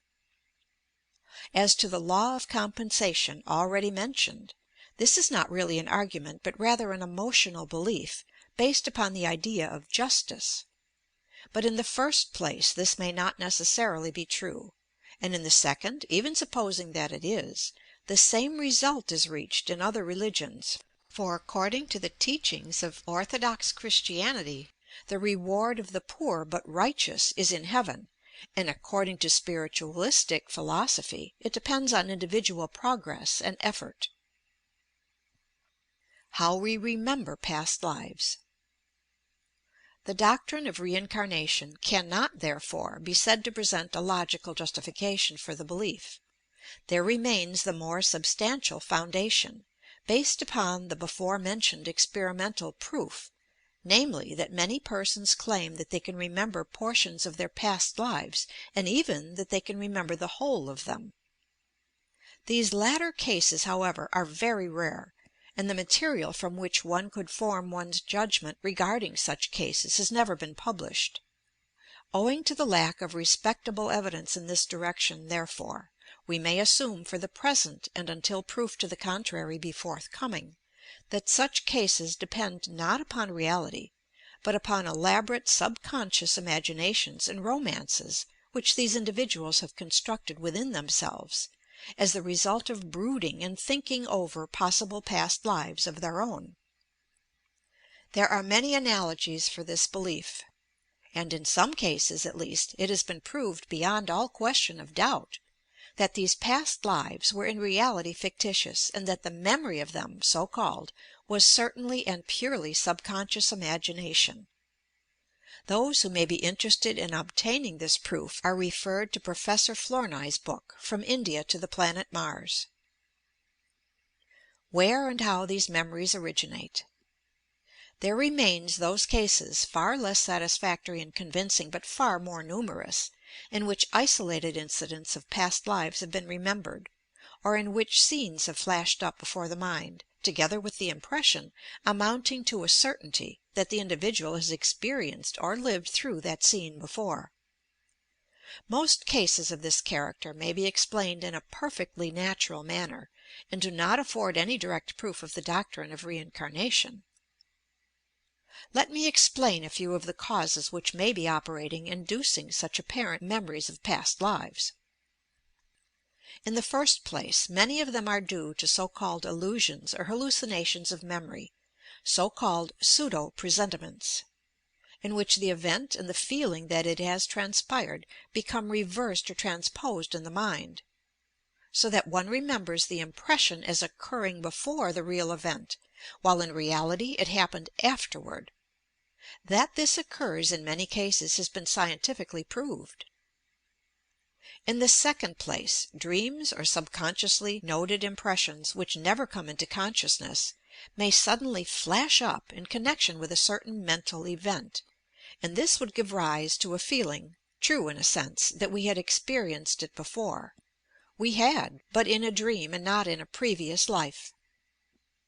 Thirdly, many experiences, conversations, etc., overseen or overheard before the age of 4, when the personality is in the process of formation, and when consecutive memory and consciousness of self is said to begin, may be remembered as isolated experiences, and these may also give rise to the impression that we had seen them or experienced them before. Again, this is a fact, but it was not in a previous life. Lastly, there are many cases in which the subconscious mind noted a scene or event a fraction of second, or perhaps several seconds, or even minutes, before the conscious mind did, and when the latter became aware of it, there would again be this sense of familiarity, and the feeling that we had seen or experienced this event before. This is true, but it was only a short time before the actual experience. For all these reasons, therefore, and others which it would take too long to give, the majority of spiritualists and psychical researchers do not at present regard the doctrine of reincarnation as true, or in any way adequately proved, and prefer to believe, until this proof be forthcoming, that the individual human spirit is initiated at birth, builds up its own life by its own efforts and experiences, and that it continues to improve upon this life by continuous striving after it has reached the spiritual world in the same manner that it does here on earth. End of Chapter 33. Reincarnation and Eastern Philosophy. Recording by Pamela Krantz. Chapter 34 of Your Psychic Powers and How to Develop Them. Recording by Cynthia Sheeler. Chapter 34. The Ethics of Spiritualism. As explained at the beginning of this book of instruction, spiritualism is not only a scientific question, but it is also a philosophical and a religious question. It is approachable from the point of view of phenomena, also that of theology and ethics. The student who has followed the work thus far has doubtless progressed to some extent in the understanding, if not in the control, of psychic phenomena, and fields of knowledge have been opened up before him, of which he had previously been more or less unaware. But all this would not only be unavailing, but harmful, if spiritualism were not ethically and spiritually right, as well as phenomenally true. It is no good developing something which leads one ultimately only into a mire of harmful results and a false philosophy. If spiritualism cannot be justified from the religious and ethical standpoint, it should be let entirely alone by all save the few scrupulously scientific investigators who approach the subject from that point of view and not as a belief. It is very important, therefore, for the spiritualist to have his belief founded in correct ethical principles. For, as I have before pointed out, the reproach has been raised against spiritualists that they are everything but spiritual. Unfortunately, there are many of this type, but they are doubtless in the minority. And the majority of spiritualists wish to see their faiths grounded on firm ethical principles. Is it right to investigate psychic phenomena? Various questions arise in this connection. The objection to spiritualism may first of all be raised that such things are God's secrets, which He keeps to Himself. What is the use of seeking? You will find nothing. But to this, Monsignor Camille Flammarion replies rightly, there always have been people who liked ignorance better than knowledge. By this kind of reasoning, had man acted upon it, nothing would ever have been known of this world. It is the mode of reasoning adopted by those who do not care to think for themselves, and who confide to directors, so-called, the charge of controlling their consciences. If these phenomena really exist, they must be part of the universe and subject to natural law, for otherwise they could not exist at all. There is no such thing as the supernatural. All is natural, even if it be the communication of spirits. It may be unusual or uncommon, and because of this, we call these phenomena supernormal. That is beyond the ordinary normal experience of mankind, but they are not and cannot be supernatural. Concerning fraud and error. Again, the objection may be raised that these phenomena foster superstition, that this is based upon the belief that the phenomena are necessarily untrue. Once the reality of the facts is established, there is no superstition connected with it. It becomes merely a question of scientific evidence. Again, the objection has been raised against spiritualism on the ground that it encourages fraud and charlatanism. To some extent, this is true, but other cults have suffered in the same way, and all sincere spiritualists are the first to expose falsity and fraud when they meet it. There are spiritualists, it is true, who endeavor to shelter fraudulent mediums and pretend that this fraud does not exist. Such a method is a great mistake and only tends to degrade and lower spiritualism as a religious belief in the eyes of the public. Truth is mighty and shall prevail, and truth should above all else be the watchword of the true spiritualist. Is it healthy and normal? Then there is the objection that spiritualistic practices encourage morbid and abnormal states and conditions and help to induce insanity. Again, there is some excuse for this argument, but as so often pointed out, it is the conscious or unconscious abuse of psychic and mediumistic power rather than its use which is so dangerous and detrimental. In the initial experimental stages of spiritualism, some harm has doubtless resulted to some experimenters, but this is only a stronger reason for urging us to discover and rightly understand the laws and conditions under which psychic phenomena and spirit communication may operate. When these are once understood, they are thereby rendered safe, and thenceforward there is no reason why spiritualistic practices should be unsafe, save for those who neglect its well ascertained laws.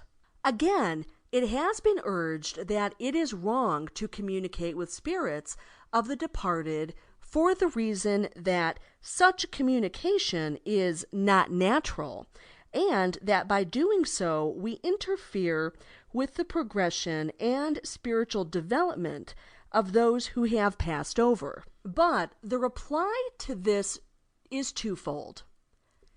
In the first place, the many cases of spirit return which are recorded prove that these phenomena are far more common than is usually supposed, and for this reason it is not so exceptional a thing, but almost a common occurrence. It partakes more of the nature of natural law than of the experimental or miraculous event. If such is the case, it can hardly be detrimental or unnatural, since none of nature's laws are unnatural. Does spirit communication retard progression?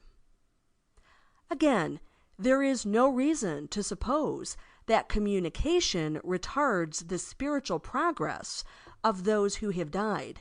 On the contrary, we might suppose that in many cases, at least, such communication would certainly help the spirits.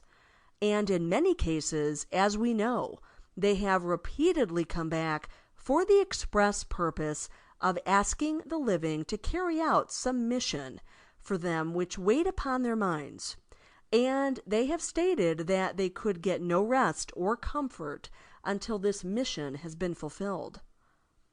There are many cases, again, as we know, wherein the returning spirits have requested help and the prayers of the living to assist them in their progress, and many spiritualists have devoted their lives to this work, namely assisting earthbound spirits and helping them in their natural spiritual progress.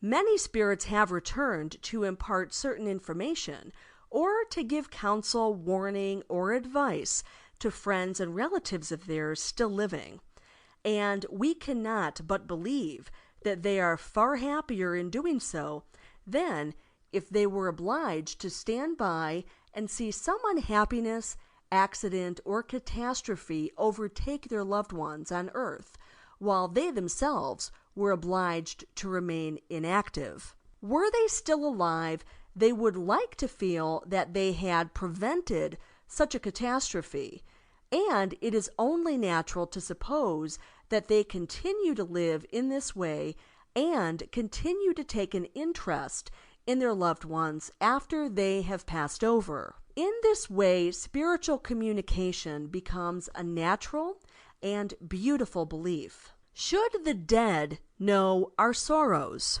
This brings us to another important question from the ethical point of view, and this is that the so-called dead are in constant sympathetic communication with those still living, and that they, after they have died, have a knowledge of our lives, our trials, and our tribulations. Many religious persons contend that this is a very unethical belief, and that they should know nothing of those on this earth after once they have died. Yet, this is surely contrary to all human sympathy and experience. A mother wrapped up in the interests of her child would surely prefer to remain near it and watch over, guard, and guide it, if possible, for a few years, rather than to desert it wholly and be totally ignorant of its life and progress. Yet, this is what Orthodox religion contends they should do. Spiritualism is far more ethical in this respect than the ordinary religious teachings, since it tells us that constant sympathetic rapport exists between this world and the next, and that there is no abrupt severing of the ties of human sympathy and love at the moment of death. This surely is a comforting thought for the bereaved. The ethical teachings of spiritualism. The religious teachings of spiritualism are otherwise far more ethical than those of any other religion. Instead of a world devoted to selfish personal progression, subject to the changeable whims of an external deity, we have in the teachings of spiritualism a perfectly consistent and scientifically founded religious faith, quite in accordance with the doctrine of evolution. All progress depends upon personal development. As Dr. Alfred Russel Wallace says in his Miracles of Modern Spiritualism, the hypothesis of spiritualism not only accounts for all the facts and is the only one that does so, but it is further remarkable as being associated with a theory of a future state of existence, which is the only one yet given to the world that can at all commend itself to the modern philosophical mind. The main doctrines of this religion are that after death, man's spirit survives in an ethereal body, gifted with new powers, but mentally and morally the same individual as when clothed in flesh. That he commences from that moment a course of apparently endless progression, which is rapid just in proportion as his mental and moral faculties were active while on earth.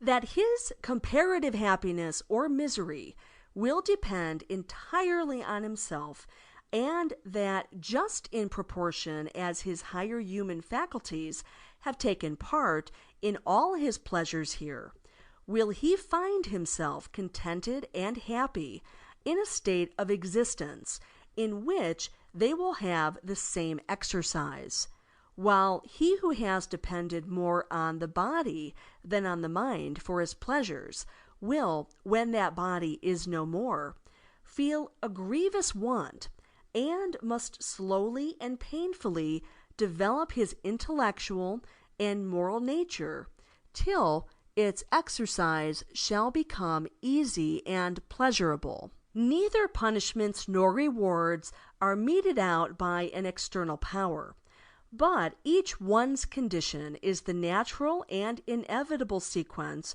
of his condition here. He starts again from the level of moral and intellectual development to which he has raised himself while on earth. Should mediums accept money? One other point remains to be considered.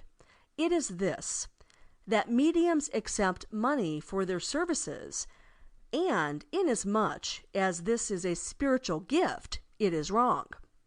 Yet, this is common to all other religions. Do not ministers of all other religions receive compensation in some form or other for their services? As long as mediums are living in this material world, they are obliged to meet the costs of living like all other human beings, no matter how spiritual their work or they themselves may be. If mediums possess genuine power, it is only natural, in a sense, that they should utilize it and turn it to account, and it is certainly true that by doing so, they help their fellow men and help those who come to them as much or more than men in any other walk in life. This being so, it can hardly be said that any aspect of spiritualism is in itself unethical. It is, on the contrary, the most sensible, rational, and ethical religion in the world. End of chapter 34. Recorded by Cynthia Sheeler. Website cynthiasheeler.icanvoice.com. Chapter 35 of Your Psychic Powers and How to Develop Them. Recording by Pamela Krantz. Chapter 35. What Happens After Death? Precisely what happens at the moment of death is one of the most dramatically interesting and one of the most striking, insoluble problems in the world today. It remains for us the problem of all problems, the mystery of the universe, the science of being. One moment we see a figure before us, a muscular, powerful man, capable of heroic efforts, great intellectual flights, lofty aspirations, delivering an oration which stirs the hearts of thousands, and perhaps helps to sway the destiny of nations and change the map of the world. The next moment he is lying on the floor, a corpse, lifeless, inanimate, incapable of the slightest thought, the slightest muscular exertion. He is the victim of heart failure. The mystery of death. A second and all has changed. Nothing can now be influenced by him. Nothing is now possible but the gradual decomposition of the body and its return to the dust from whence it sprang. Could any change be more profound or more lasting, since it can occur, presumably but once in all eternity? The slightest anatomical variation in the man's body, so small perhaps that even a microscope cannot detect it, and we then behold the most mighty change which occurs in nature, the profoundest of tragedies and wonders. We behold the transition from the living to the lifeless. We pass from life to death. What is this change we have seen before us? Can we in any way understand it? What can we learn? What see? These are questions over which men have pondered for centuries and which still form the most fascinating problem in the realm of spiritual inquiry. Why we should not fear death. Many persons fear death, but they should not do so, for the reason that, on any theory, it is not a thing to be feared. It has been proved abundantly that, with the exception of very rare cases, there is no pain at the moment of death and no consciousness of dying. Both are obliterated by the kind hand of nature. The suffering which goes before belongs rather to life than to death. And in fact, many of those who have suffered from some torturing disease have died with a smile of happiness and contentment on their faces. Of the physical body we need think little, since the spiritual body separates itself from this body after death, and thenceforward is as unconscious of it as we are of a finger, or any part of our body which has been cut off during life. The human spirit takes some time to become severed completely from the physical body, and for this reason it should not be buried or cremated too soon after death. But with these exceptions we need think little of the state of the physical body, since we sever our connections with it entirely as soon as we pass into the spirit world. What happens after we have effected this separation is naturally a question of absorbing interest to many minds, since all of us have to look forward to this experience. The statements of clairvoyants and of those spirits who have returned to tell us of their passage into the next life should therefore be of considerable interest in this connection. Let us see what they have to say. A clairvoyant description of death. Andrew Jackson Davis, one of the founders of modern spiritualism and a gifted seer, describes the process as follows. Suppose the person is now dying. It is to be a rapid death. The feet first grow cold.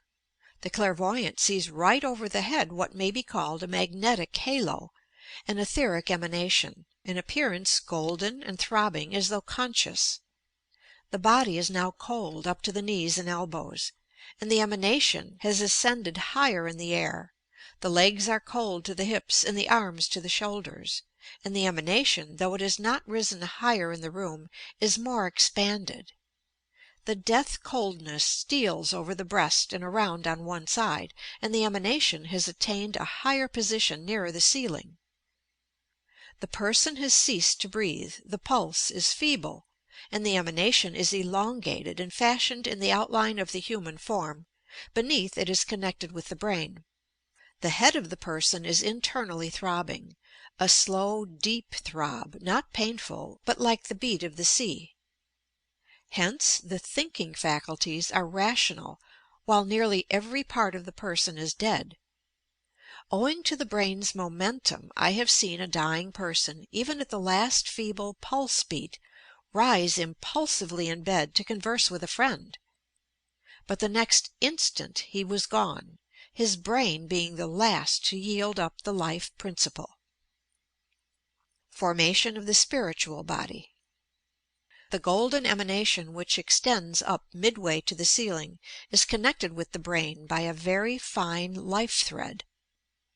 Now the body of the emanation ascends. Then appears something white and shining, like a human head. Next, in a very few moments, a faint outline of the face divine. Then the fair neck and shoulders. Then in rapid succession come all parts of the new body down to the feet. A bright shining image, a little smaller than its physical body, but a perfect prototype or reproduction in all, except its disfigurements. The fine life thread continues attached to the old brain. The next thing is the withdrawal of the electric principle. When this thread snaps, the spiritual body is free and prepared to accompany its guardians to the summer land. Yes, there is a spiritual body. It is sown in dishonor and raised in brightness. How it feels to pass over. Here again, what a returning spirit says who has passed through the valley of the shadow of death, and has apparently returned to tell us his experiences. When I awoke in the spirit life and perceived that I had hands and feet and all that belongs to the human body, I cannot express to you in the form of words the feelings which at that moment seemed to take possession of my soul. I realized that I had this body, a spiritual body. Imagine, if you can, what the surprise of a spirit must be, to find, after the struggle of death, that he is a new-born spirit, free from the decaying tabernacle of flesh that he leaves behind him. I gazed on weeping friends with a saddened heart, mingled with joy, knowing as I did that I could be with them and behold them daily, though unseen and unknown. And as I gazed upon the lifeless tenement of clay, and could behold the beauty of its mechanism, I felt impelled to seek the author of so much beauty and youth and prostrate myself at his feet. I felt a light touch on my shoulder, and joy unspeakable. I beheld the loved ones of earth, some of whom had long since departed from the earth plane. and I felt myself ascending, or rather floating onward and upward through the radiance of space. I saw about me many spirits and their guides bearing them company through the bright realms of immensity. Novel experiences on the other side. So the human spirit issuing from the body gradually rises higher and higher, and comes into touch and harmony with those about it, and with those who possess sympathy and mutual interest. As explained in the chapter devoted to the spirit world, it is highly improbable that there are any physical barriers between the spheres one from another, but they are doubtless separated, nevertheless, by walls of mental and spiritual origin. If we are in one of these planes, we must progress upward before we can reach or remain with those whom we desire most, and for this reason there is a hell, so to say, for those who cannot attain what they desire, which can only be by continual striving upward and onward. In this, however, they are constantly helped and assisted by spirit guides and helpers, so that progress is rapid when it is really desired and worked for. How we turn back to communicate. On the lower planes of existence, communication with those of the earth is, it is said, comparatively easy, but this becomes increasingly difficult as we ascend in the upward scale. It has often been pointed out that descending to communicate with those on earth is something like going down to the bottom of a muddy pool, and those who desire to go to the bottom of muddy pools are very rare, even on this earth. Still, spirits moved by ties of love for those left behind make the attempt from time to time, successful or unsuccessful in proportion to favorable or unfavorable conditions. This, however, we discussed in former chapters. As we progress, we are said to acquire more interest in the new world, and lose interest in this just as we gradually lose interest in one country when we move into another. New scenes, new interests, and the new environment gradually alter our line of thought, but just as we are always glad to see a relative or an old friend from the home town or the motherland, so are we most happy to meet and greet those who pass over when their turn comes to join us in the spirit world. How we progress in the spirit world. After these initial stages have passed, upward progress and development begin. For many, however, the shock of death has a very severe effect, especially in cases of suicide, and those who have met with sudden and violent deaths. In such cases these spirits require some time to recover their normal selves, and have to be nursed back to health, as it were, on the other side. The same is true of those spirits who have had their minds affected by some mental or physical disease. But after this stage has been passed, they all emerge into the brightness beyond, and begin their interest, their instruction, their learning, and their progress of soul and spirit, as well as of intellect, which is to occupy them for ages of time to come. Those who die are received and cared for by loving friends on the other side, just as they were when they were born into this world. One need have no hesitation nor fear on this account. Physical birth is a terrible experience, but we remember nothing of it, and there are always those present who will tender and care for us. In the same way, birth into the spirit world through the gates of death is in many ways a terrible shock, yet we are cared for by loving guardians and received with love and care, finding happiness awaiting us when we pass from this world into the world beyond. End of Chapter 35. What happens after death? Recording by Pamela Krantz. Chapter 36 of Your Psychic Powers and How to Develop Them. Recording by Chuck Williamson. Chapter 36. Bad and Perverted Uses of Spiritualism. Every gift or power can be abused. Many in the past have turned their increased psychic powers into evil channels at various times in the world's history, and who continue to do so today. They are known as magicians, witches, vampires, possessors of the evil eye, etc., etc. For the moment, it may be pointed out that psychic unfoldment and increase of psychic power brings with it added responsibility. As our power in this direction is increased, so also we are expected to use it rightly. If much has been given us, much is expected. It is quite possible, it is true, for these powers to be turned to bad account, and others injured, wealth acquired, etc., temporarily by their use. But if these powers are used for these purposes, they are usually soon lost, and then the student is in a far worse condition than before, for the reason that he is not only without the added power which he craves, but also has deteriorated mentally, morally, and physically as the result of their harmful use. The difference between magic and mediumship. In the Middle Ages, psychic powers were undoubtedly used for good and bad purposes. White magic was beneficial and black magic harmful. White magic invoked angels. Black magic invoked devils. In neither case were the spirits of departed human beings called upon, but rather intelligences, either lower or higher than man in the human scale of evolution.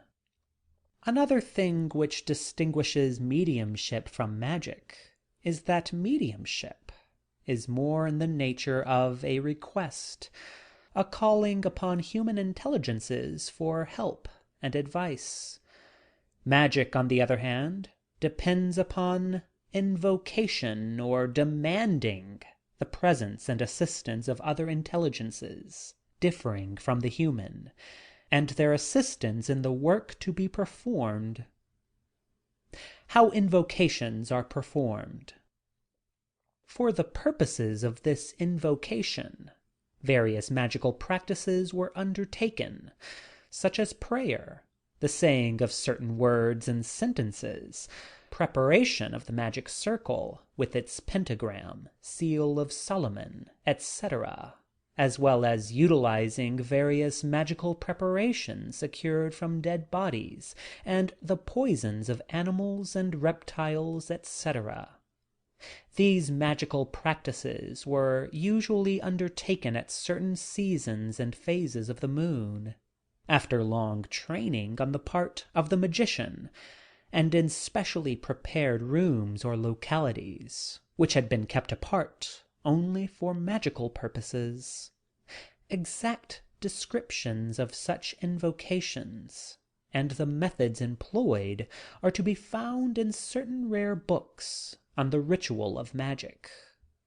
But inasmuch as they are neither healthy nor desirable, we do not deem it wise or right to place these teachings before the student, who might be tempted, did he possess the knowledge, to put them into operation, and thus injure himself mentally and morally, perhaps beyond repair.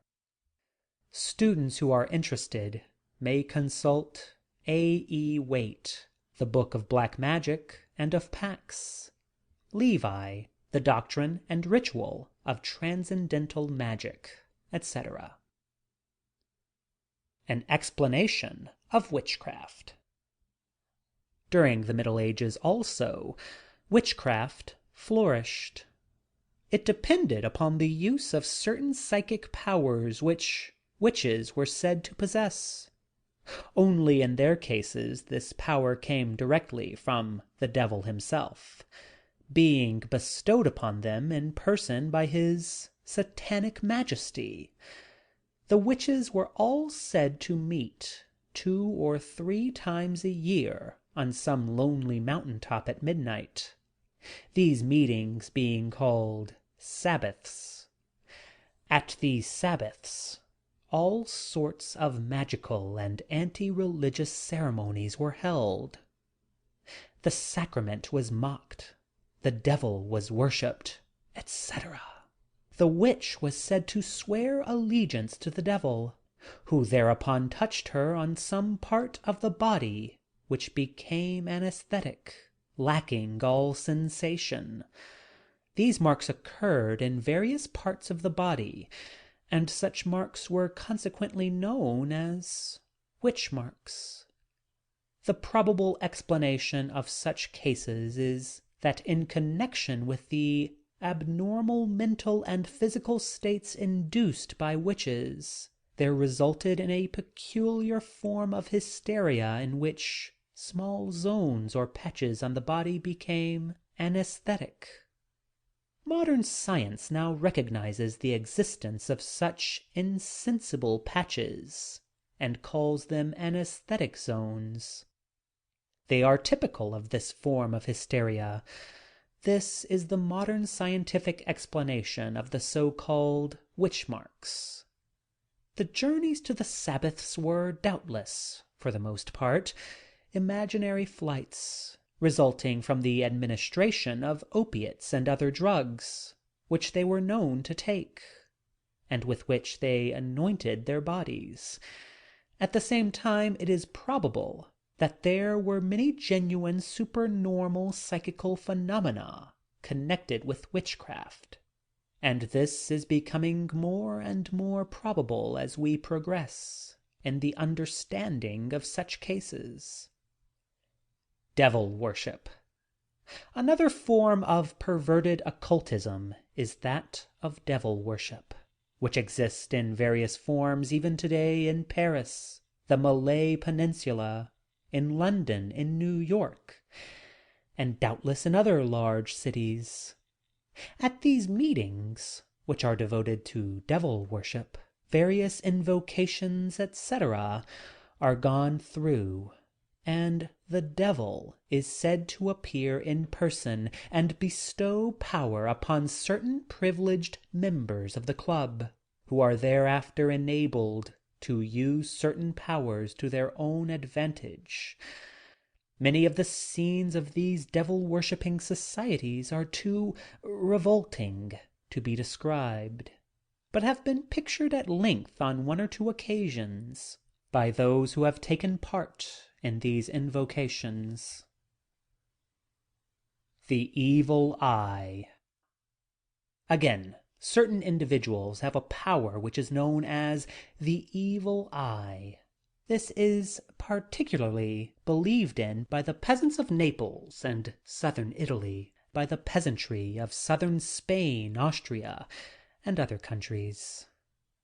Anyone possessing the evil eye is supposed to have the power of bewitching or maiming any person or animal upon whom he throws his glance.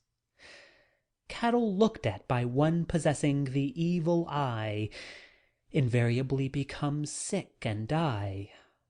Crops fail, pestilence falls, etc.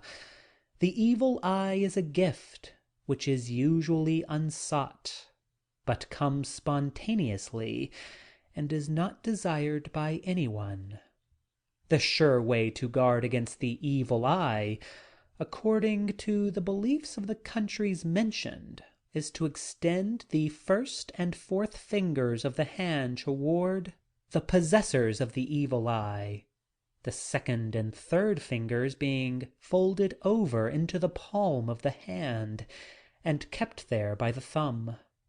In this position the outer fingers somewhat resemble the horns of a bull, and if the hand holding the fingers in this position be pointed at any of the children or beggars in the above-named countries, they will usually turn and fly from the sign-maker.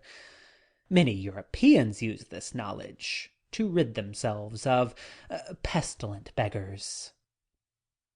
Vampires, and how they attack. Another form of evil influence which is said to exist, and is particularly believed in by the natives of Silesia, Moravia, and southern Carpathia, is that covered by the general word vampire. In our ordinary language, A vampire is a species of bat, and the word is employed because human vampires were said to assume the shape of large bats at times, flying in the windows when their victims are asleep. A vampire is one who sucks the lifeblood of his victims through two small holes punctured in the skin, in very much the same way that a mosquito sucks our blood after puncturing the epidermis. These holes are said to occur usually in the throat, and the victim is, of course, attacked, as a rule, during sleep. Those who are vampires after they are dead and buried are enabled in some miraculous way, it is said, to leave their coffins and tombs and wander about seeking victims.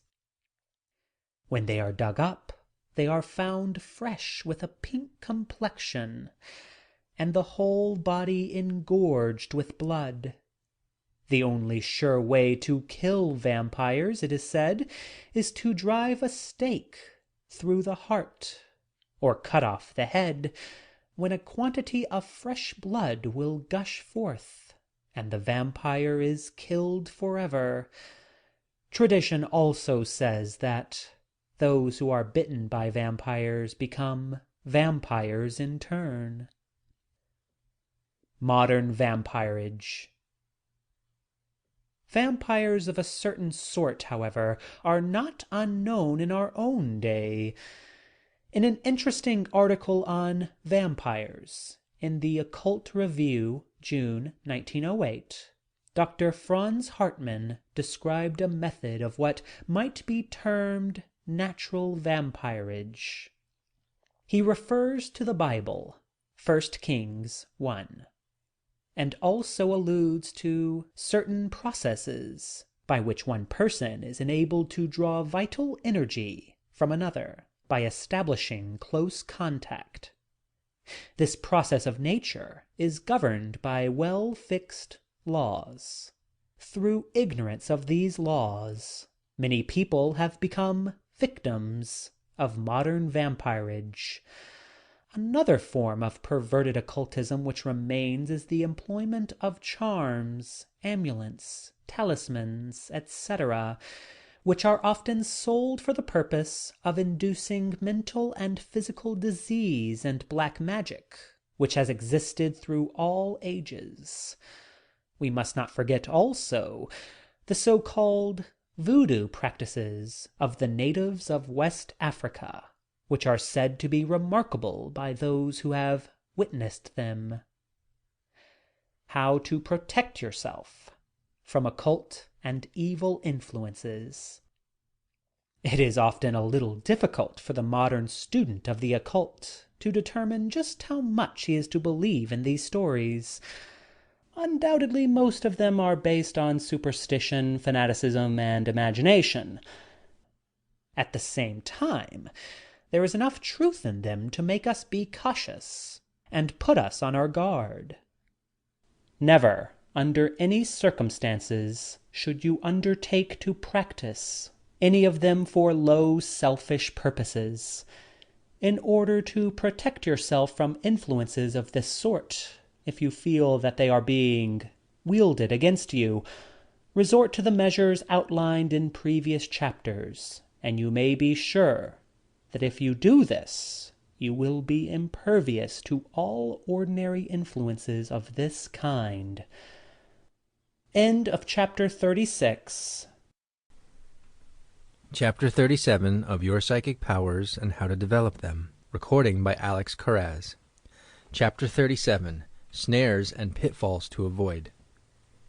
The cautious student of psychics who desires to progress along the right lines scientifically and mathematically must be on his guard against all possible sources of delusion and error which may creep into his development, so he may never mistake the false for the true, or spurious phenomena for the genuine. A few sources of error and some of the mistakes which the psychic student is apt to make will be pointed out in this chapter, together with the means and methods of guarding against them. First of all, do not be too credulous of the phenomena you receive and accept. If you have a chill or a nervous twitch, do not assume that this is some message or a touch from a spirit hand. It may be so, but you must receive good proof of the fact before accepting it. Should you be too credulous and accept all such incidents as genuine phenomena, you will soon be led away so far that you will become unbalanced in your point of view. The over-negative condition. In your development, do not be too negative. Hold the mind always centered and conscious, as I have said, and keep the center of yourself always active. It is only safe to abandon this in very advanced studies. Do not be too negative in your daily life or accept the advice which spirits or mediums give you to the exclusion of all else. You should reason in such matters thus. An intelligence has offered me certain advice. If that person were yet alive and offered me the same advice, would I take it? You should accept the advice of spirits as you would that of human beings who are merely spirits still in the flesh. In other words, as so often pointed out before in previous chapters, use your own judgment and discrimination on all messages received. If the messages are of an erratic nature, such as those which ask you to give up your position, go on a long journey, etc., you should be most cautious and only accept such advice after you have fully proved to your own satisfaction that it is wise and beneficial. Abuse of the sixth sense. Do not depend upon your sixth sense until you have exhausted the senses you already possess. If you refuse to let these work, you can hardly suppose that help and assistance will come from outside. No, seed will not grow in a soil that is not prepared, neither will spiritual help be planted in your mental soil if you have not worked to prepare it for the spiritual influx. As a rule, our own individual spirit is the best guide. We must consult this first.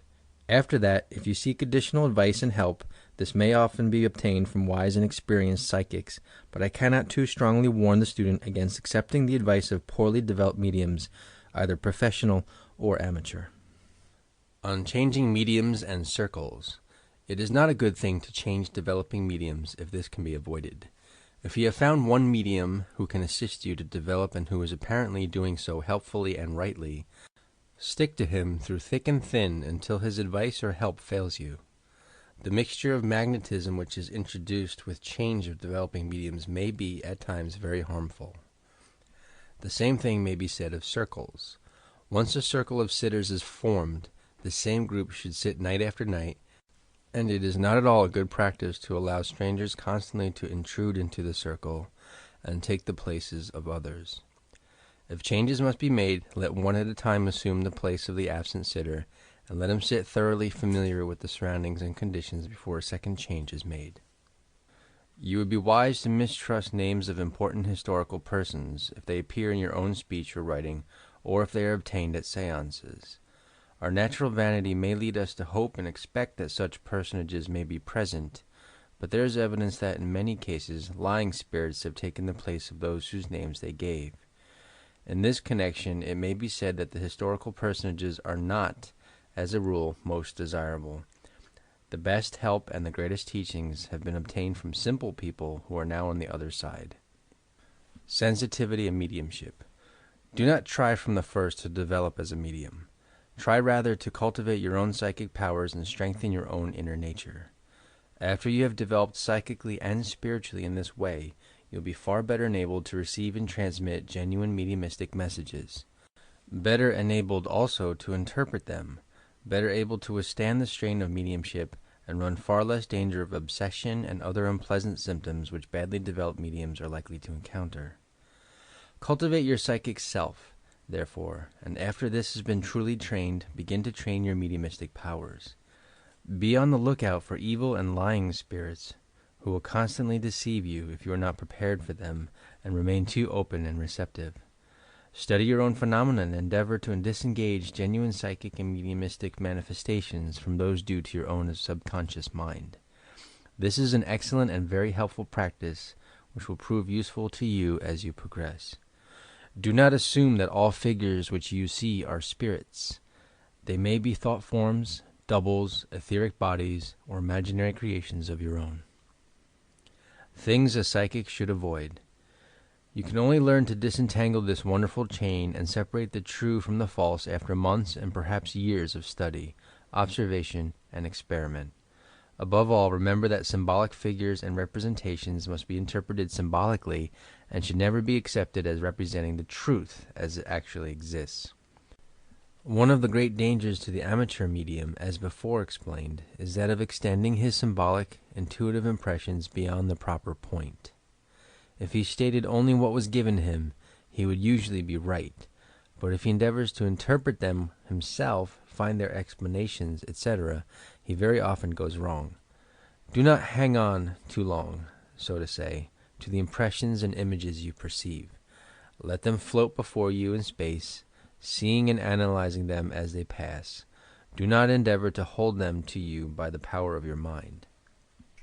If you do so, they will not only vanish and disappear, but you will be unable to retain the impression you receive, and quite possibly the power of perceiving these images which you now possess will become less and less and gradually leave you. Always remember that psychic phenomena of this character cannot be commanded. They can only be sought and welcomed when they appear. In other words, they are spontaneous and not experimental phenomena. How to distinguish the true from the false. If you constantly make use of your own judgment and critical faculty in studying the phenomena which you develop, or those which you may observe in others, you will build up within yourself two things. One of these is the power of judging, that is, the ability to perceive the true from the false, and which above all else is what you, as a psychic, desire.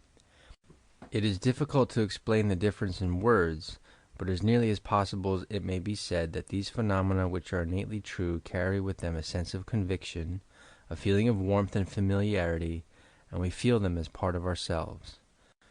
The other phenomena, although occurring in our own minds, will seem to us cold, strange, and extraneous, and when once this power to distinguish between the two types of phenomena has been developed, you have taken one of the most important forward steps that is possible for any psychic to take.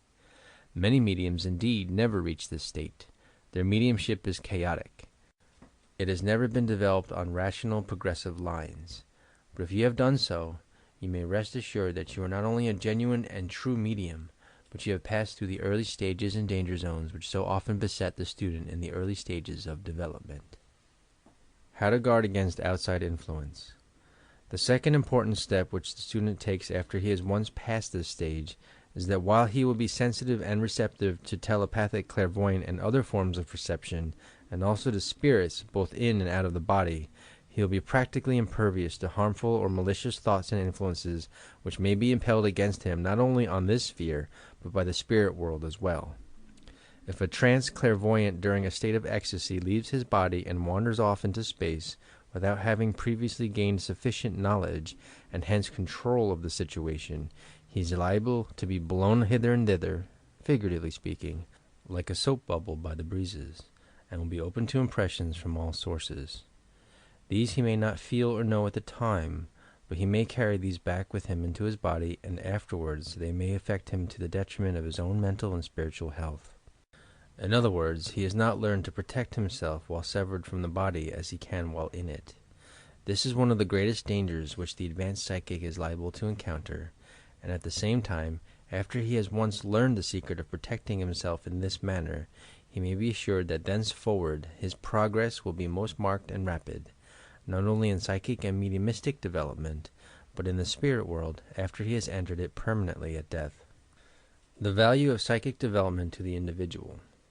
Psychic development is, therefore, of inestimable worth, if rightly cultivated for the rapid progression of the individual human spirit, just as much as the same power badly employed is harmful to the human spirit, both here and hereafter.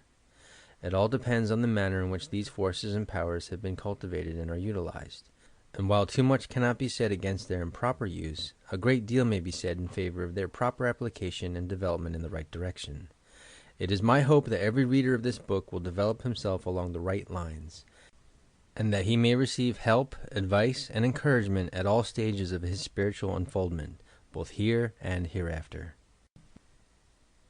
End of Chapter 37. Recording by Alex Carraz, New York. Chapter 38 of Your Psychic Powers and How to Develop Them. Recording by Alex Carraz.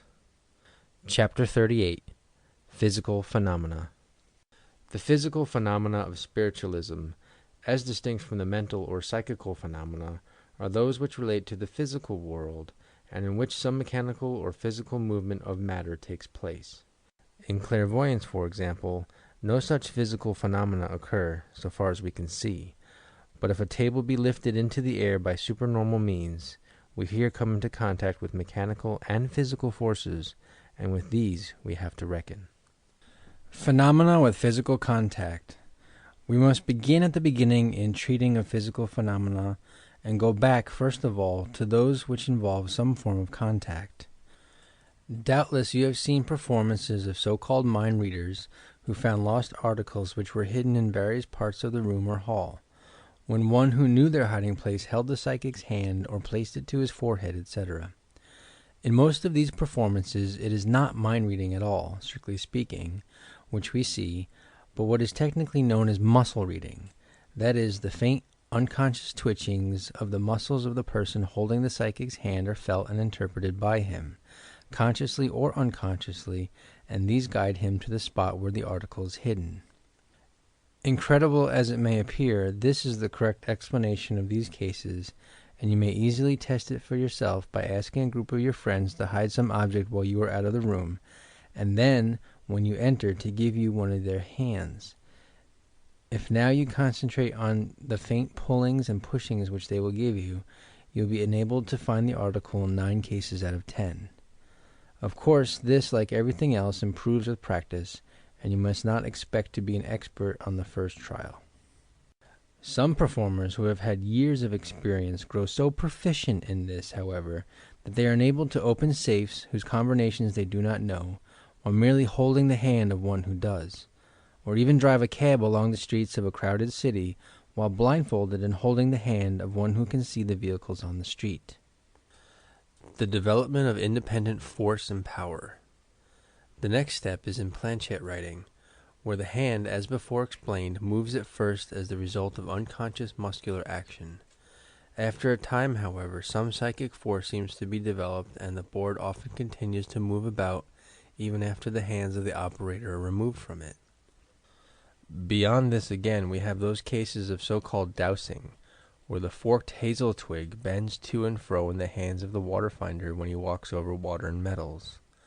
The simple movements which are felt at first are probably due to muscular twitchings, but as the force develops, it seems to become more independent and the twig is bent in spite of the efforts to hold it. Table tipping and levitations. The next class of physical phenomena are those with the table. A group sits around an ordinary table and can tilt and tip it, as many have doubtless seen. The first simple movements here, as formerly, are probably due to the unconscious muscular pressure of those having their hands on the table. But later on, as the psychic force develops and charges the table, it seems to assume an independent character, and the table often continues to move when all hands are withdrawn from it.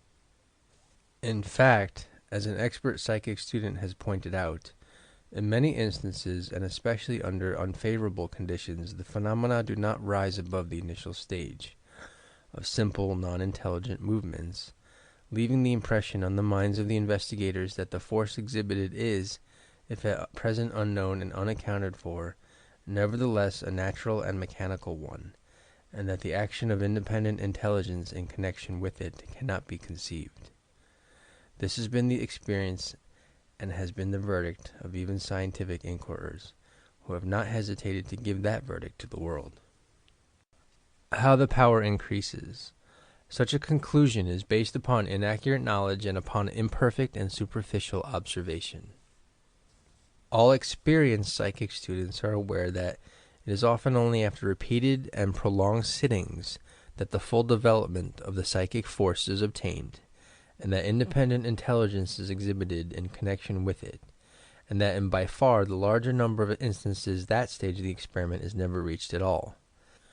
That it is, however, the ultimate issue of the experiment is now admitted by all patient and painstaking students, who have devoted sufficient time to the observation of the phenomena and who have carried on their investigations with an open mind and in a systematic manner.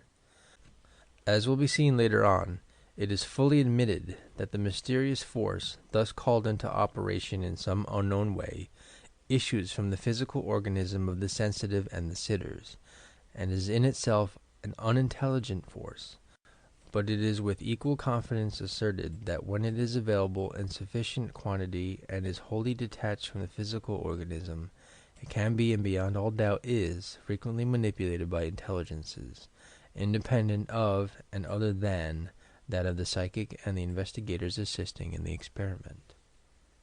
How physical phenomena are produced. The principle upon which many physical phenomena are based, then, is simply this. There is a vital or a nervous force existing in many of us, as described in an earlier chapter, which is usually limited to the surface of our own bodies, so that unless we touch the object in question we cannot move it.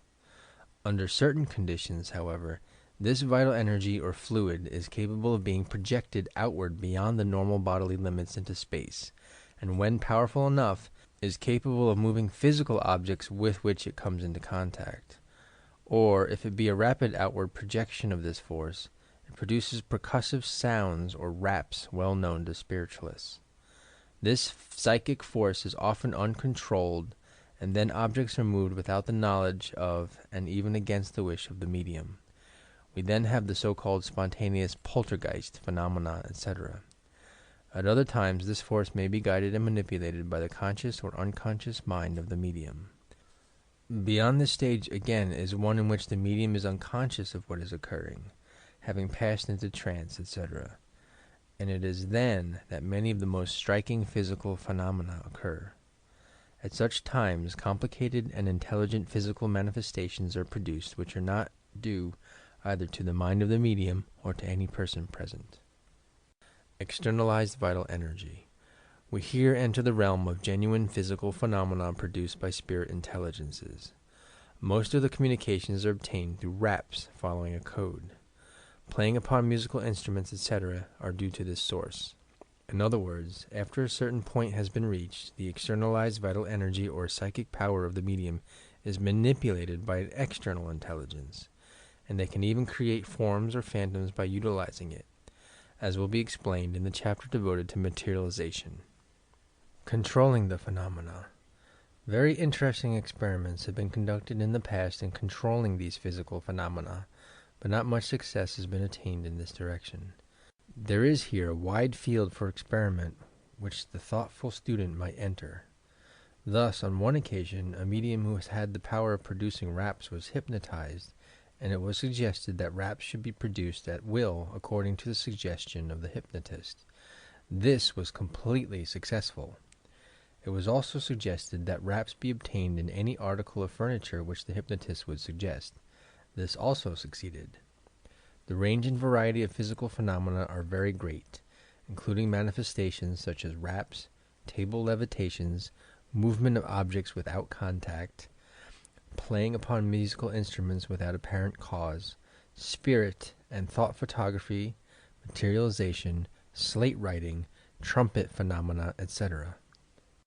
The effect of light. All physical phenomena seem to be hindered very largely by light, either daylight or artificial light, and they can very rarely be produced except in darkness. Should you attempt to obtain phenomena of this character, therefore, it would be well for you to sit in the darkness, especially at first, and then request that more and more light be permitted as your power increases and the phenomena appear. Most mediums begin their development by seating themselves in a cabinet in a darkened room, and often it is necessary to sit in this way for every evening for several weeks or even months before any phenomena appear. If you are naturally psychic, however, and physical phenomena are going to be manifested through your mediumship, you would doubtless only have to sit for a fraction of this time in order for the first manifestations to make themselves felt. And probably afterwards you would be so interested in the process that you would not count the time you spent in your development.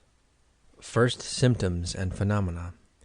It is probable that the first indications of phenomena of this character you will receive are tiny spots of light which form before you in space, and either suddenly appear or remain stationary for some time, and then join themselves together forming one larger light.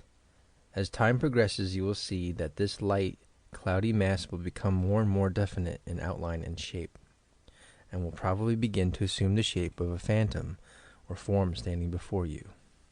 When this stage has been reached, you should concentrate your receptive faculties and endeavor to get en rapport with this form, for such it now is, and after a time you will doubtless be able to establish more or less intelligent mental communication and exchange messages. This will usually appear before physical phenomena become manifest, though in certain cases it may be later on.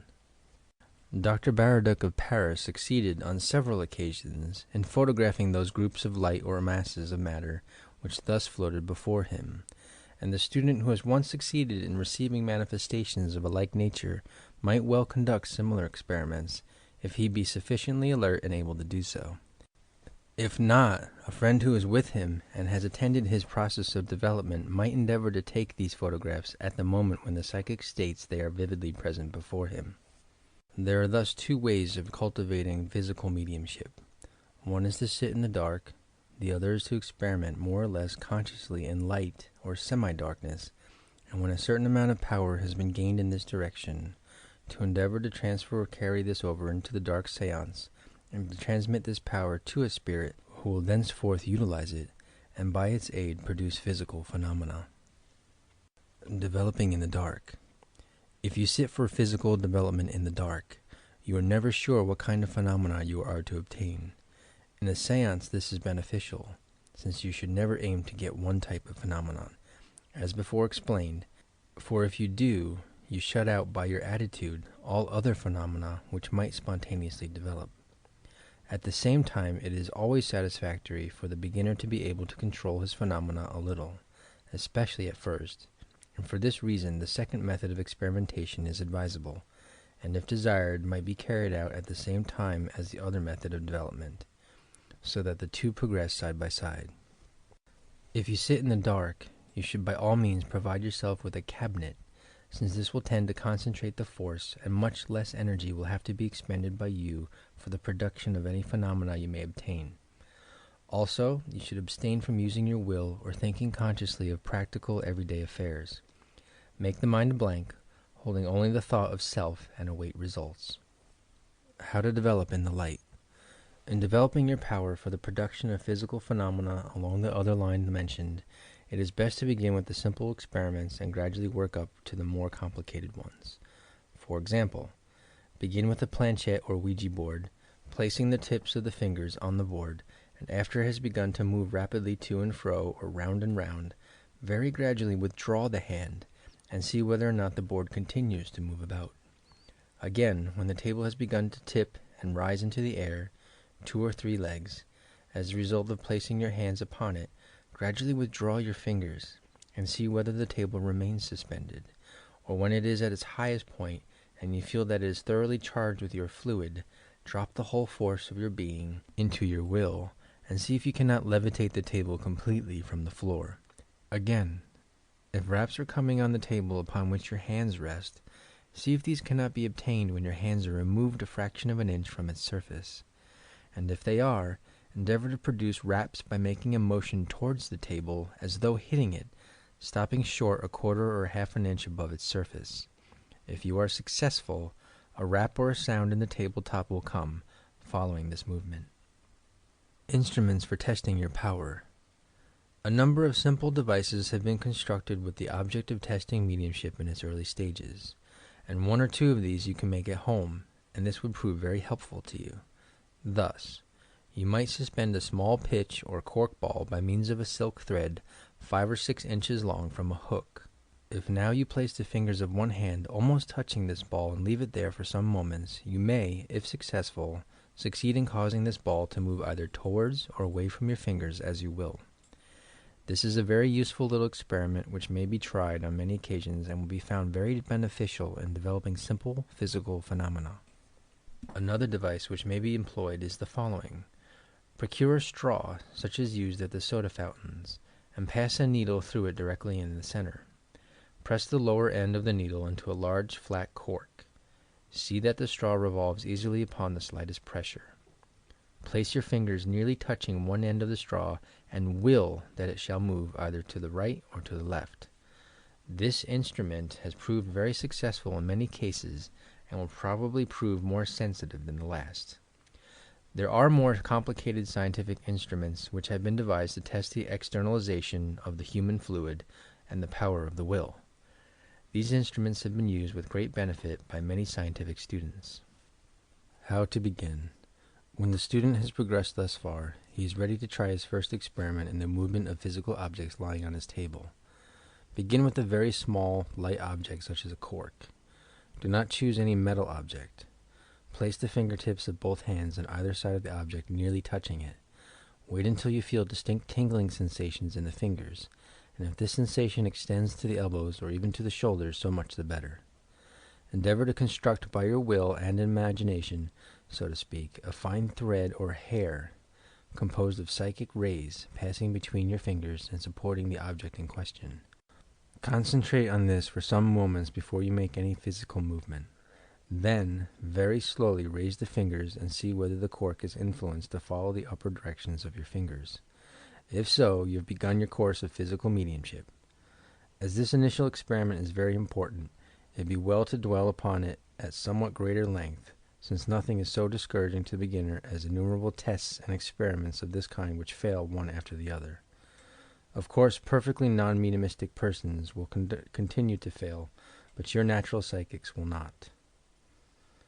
How to obtain the first phenomena. We have seen in an earlier chapter that the aura extends from the body, and particularly the fingertips, and that the human fluid is capable of projection at will. Now it is this fluid which is the basis or substance out of which the psychic threads or rays are spun, and these threads, when they have stretched from fingers to finger and gained sufficient solidity, are capable of lifting quite heavy objects. Dr. Ochorovitz, who has studied these rays for years, calls them rigid rays, and asserts that his medium, Mademoiselle Tomchik, can by an effort of will construct a psychic thread so strong that it can be heard scraping against solid objects and even seen occasionally. Yet it does not exist as a physical reality, for the space between the fingers and the object may be cut without severing the connection. Now these psychic threads are woven not of a physical but of etheric or astral matter, and as we do not know as yet how to mold or manipulate this accurately, we have to do the best we can by the power of the human will.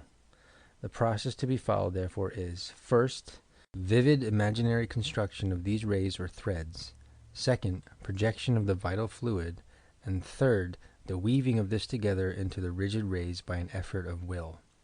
If the student can follow this process and persistently carry out the instructions, he will doubtless succeed in time in moving small, light objects. That is, if he is at all gifted with this phase of mediumship. How to construct the vital threads of rigid rays. The details of this process may now be given. First of all, place yourself in a relaxed, restful condition. Then think intently of the threads or rays which you wish to produce.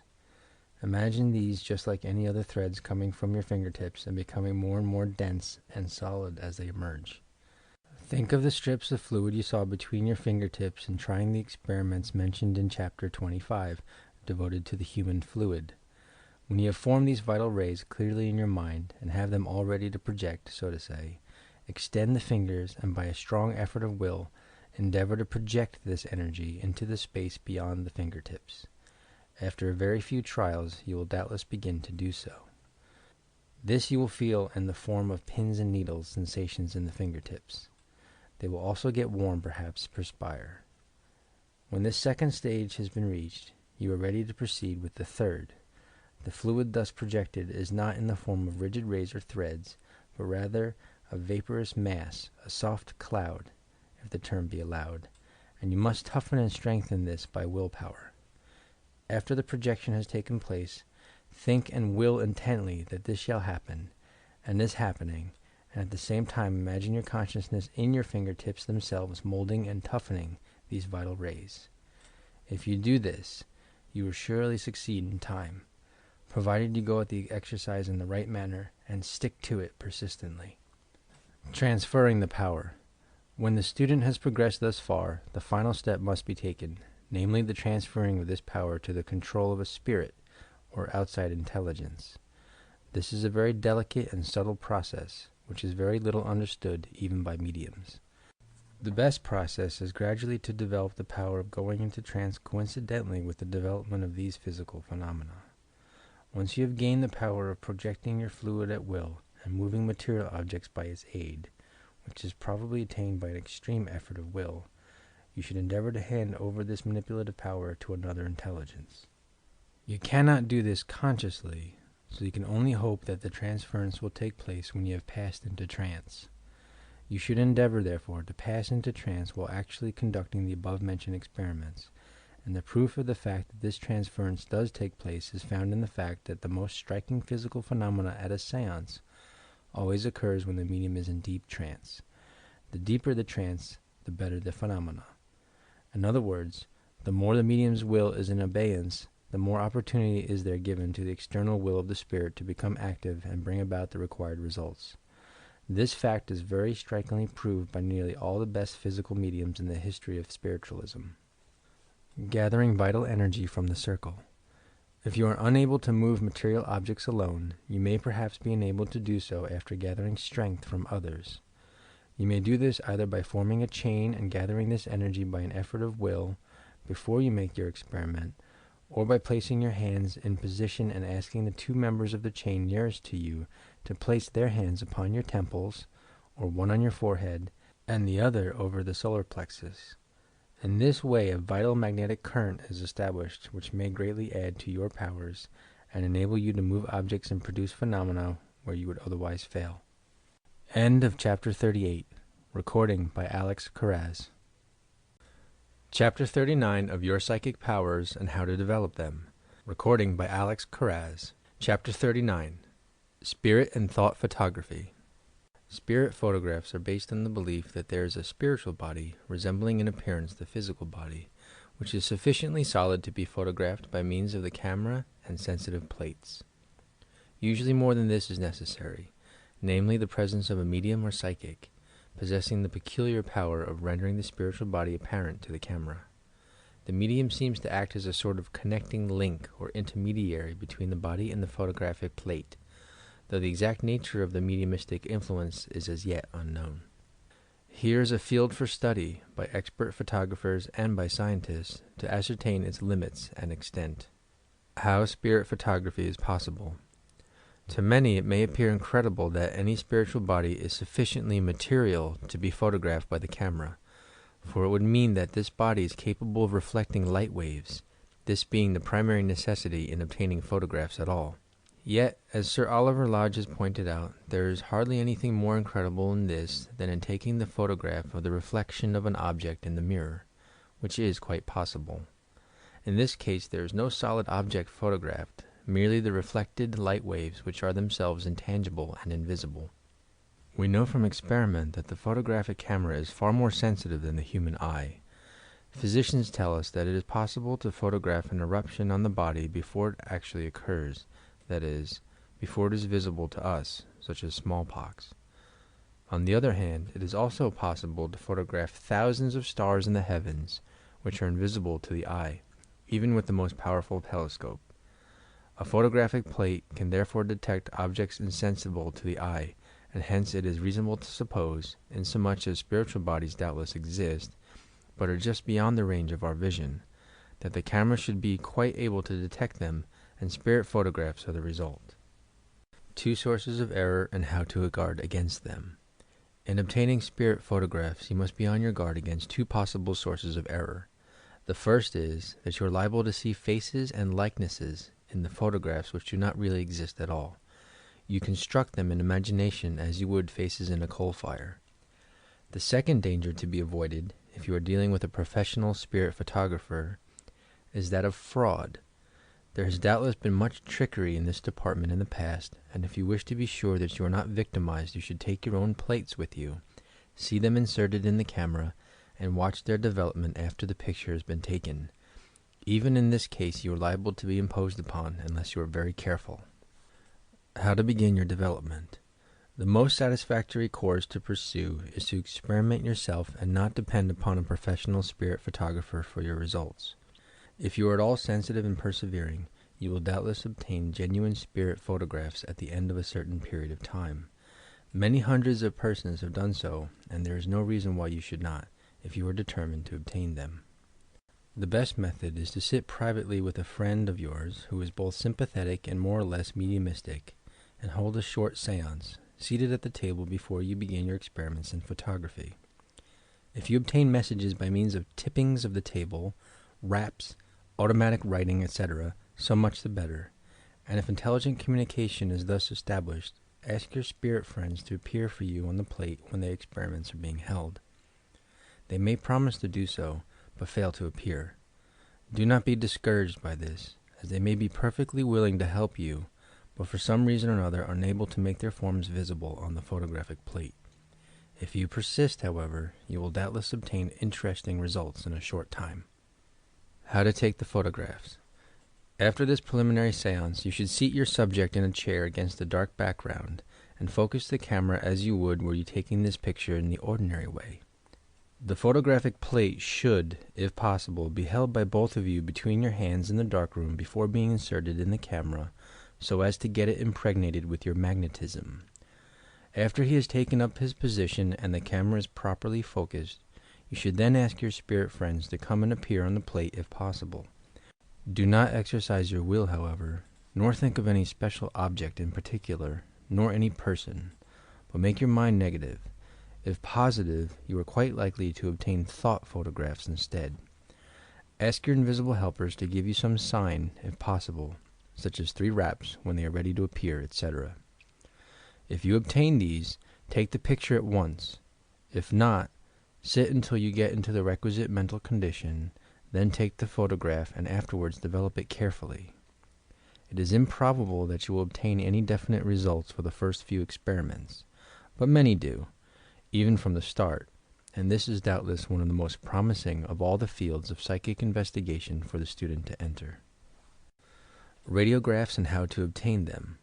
The next thing to do is to endeavor to secure photographs of the rays or aura of the human body.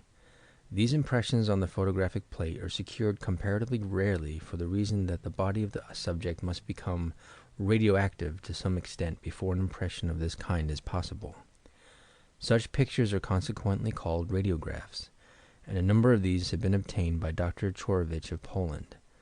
The rays in question, which impress the photographic plates in such cases, seem to emanate from the etheric double, and not from the physical body, for the reason that they do not follow the anatomical distribution of the nerves of the body. The double, detached after the manner described in Chapter 26, can often affect the plates in this way, and spirits can do so, but it is not common for the human body to be able thus to affect them. How to obtain thought photographs.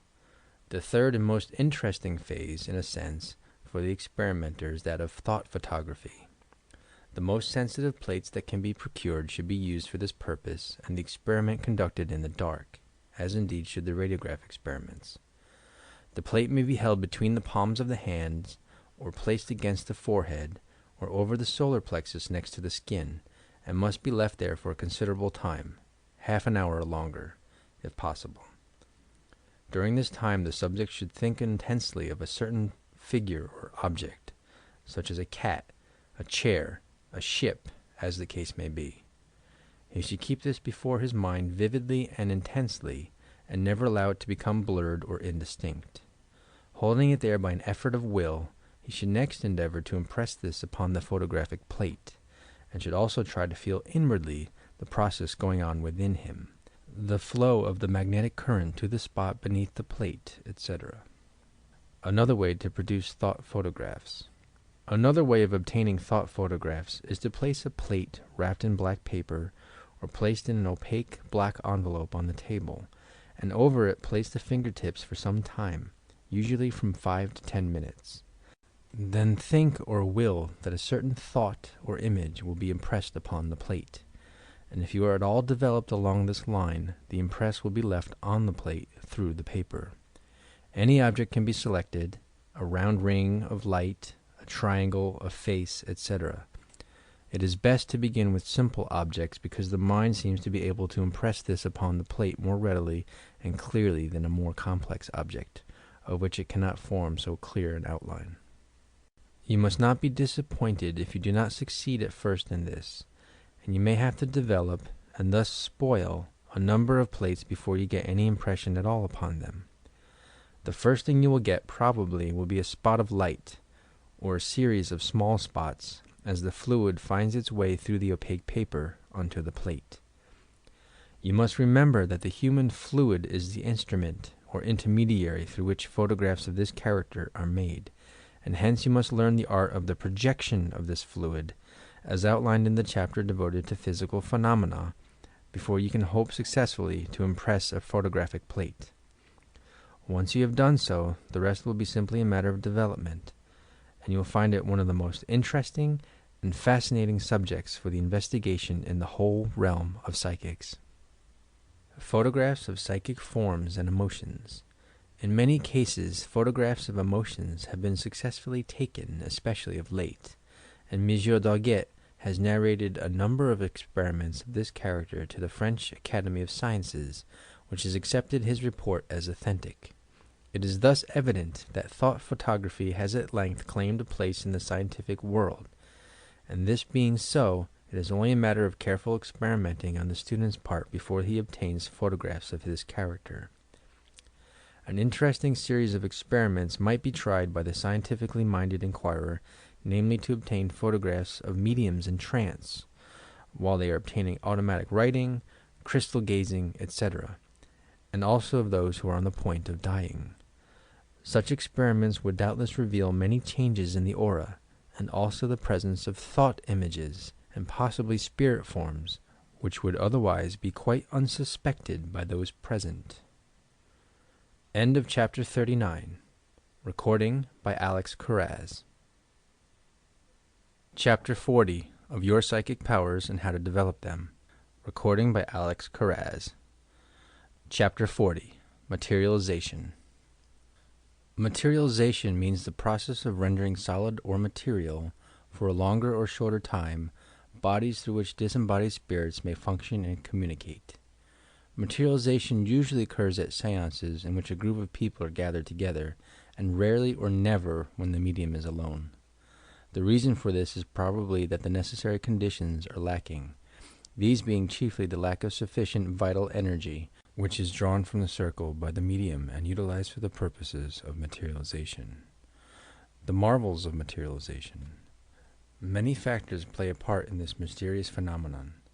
Considered from the physical or material point of view, there is the reality of the phantom, and from the psychological or mental point of view, there is the mind of the materialized entity to account for.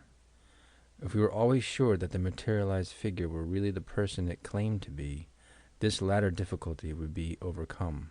But as we shall see later, there are many objections to the simple view of the case in all instances, and thus the problem is rendered more complex. From the purely physical point of view, the phenomena of materialization are the most baffling and the most mysterious in the whole realm of spiritualism. A few minutes before, nothing existed in the cabinet save the entranced medium.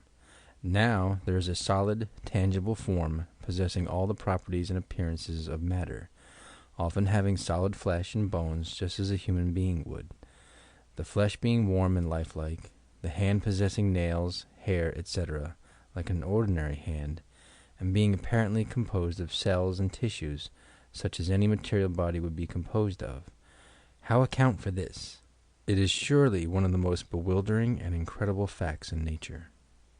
The necessary factors to ensure success. From the point of view of spiritualism and psychic development, many factors play a part. There is first of all the physical body of the medium, secondly his vital magnetism, thirdly the magnetism of the sitters forming the circle, fourthly magnetism from disembodied spirits, which mingle together and help to create the phantoms that appear at seances. The vital energy which seems to be drawn from the circle, and chiefly from the medium, during the seances is utilized or manipulated by the disembodied spirits, who build up by its aid the materialized form we see before us. This is a very difficult and complicated process, and not all spirits are competent to do this. For this purpose, what are known as spirit chemists are often employed, those who possess the knowledge of how to build up these forms. In the deepest stages of trance, when the medium is unconscious, the communication through materialized figures becomes clearer and clearer, and the forms more dense and material. This is true of many psychic phenomenon, The deeper the trance, the better the results obtained.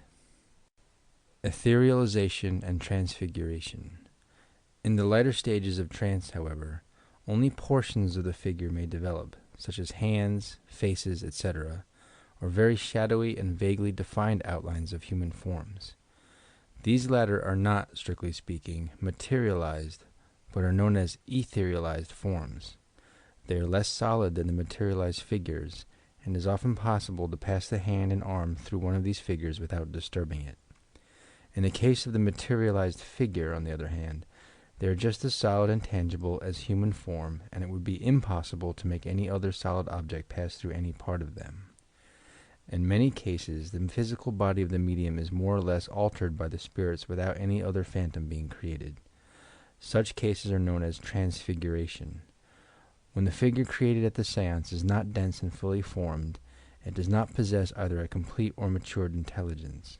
It is not all there, so to speak, mentally or physically. How some forms are created. There is evidence to show that many of these forms are created by the will of the medium or by discarnate spirits, and that they are more truly thought forms than materialized spirits. Again, many of these figures are doubles or astral bodies belonging to living people who happen to appear at the seance, or projections from discarnate spirits. In such case, the intelligence manipulating the phantom is not that of a mature spirit, but is a creation, so to speak, elaborated by the subconscious thoughts of the medium or by the mentality of the sitters forming the circle. The psychic atmosphere created by the minds in this circle has, in other words, produced the mind of the phantom in the same way that the combined vital magnetism of the sitters has produced the material body of the apparition. How materialization is accomplished. The process of materialization seems to be somewhat as follows. The vital energy being drawn from the sitters into the body of the medium, the latter projects it outward into space, together with a large portion of his own vital energy, or it is drawn out by the operating intelligences. When in space, at a short distance from the medium's body, this vital energy is molded, so to say, into the shape of the materialized form. It is built up or created by the operating intelligences. Between this form and the medium's physical body, there exists a subtle connection, or rapport, which has been described as a thread or bond of union, though it is not a physical connection of any kind, or one that has ever been detected. Yet that such a connection exists is proved by the phenomena of repercussion, referred to in Chapter 36, where it is shown that any injury done to the projected form reacted upon the body of the medium and left its mark upon it, just as though the physical form had suffered the injury. This is one of the most striking phenomena in the whole realm of spiritualism, and a case of this character is thus vividly described by the Venerable Archdeacon Colley in his address on spiritualism before the Church Congress, which met in October 1905, and subsequently published by him in pamphlet form. He then said, "He, the material phantom, seemed to be interested in everything around him, walked up and down the room, taking up various articles to examine them, as would be natural to one of ancient race now in the midst of modern environment. Presently he espied and brought from the sideboard a dish of baked apples, and I got him to eat some. Our medium was at this time 6 or 7 feet away from the spirit form, and had not chosen to take any of the fruit, asserting that he could taste the apple the Egyptian was eating. Wondering how this could be, I with my right hand gave our abnormal friend another apple to eat, holding a bit of white paper in my left hand outstretched toward the medium, when from his lips fell the chewed skin and core of the apple eaten by the Mahidi. Here it is before me now, after all these years, and this screwed-up bit of paper for any scientist to analyze." In this instance, the phenomena of repercussion was very interestingly demonstrated. The method of the materialization of the figure was thus described by Archdeacon Colley in his lecture. How the figures are formed. When, in expectation of a materialization, there was seen steaming, as from a kettle spout, through the texture and substance of the medium's black coat, a little below the left breast toward the side, a vaporous filament, which was almost invisible until within an inch or two of our friend's body. Then it grew in density to a cloudy something. There would then step forth timidly a figure, as did this little maiden. She was naturally a companion for others of our frequent psychic visitors.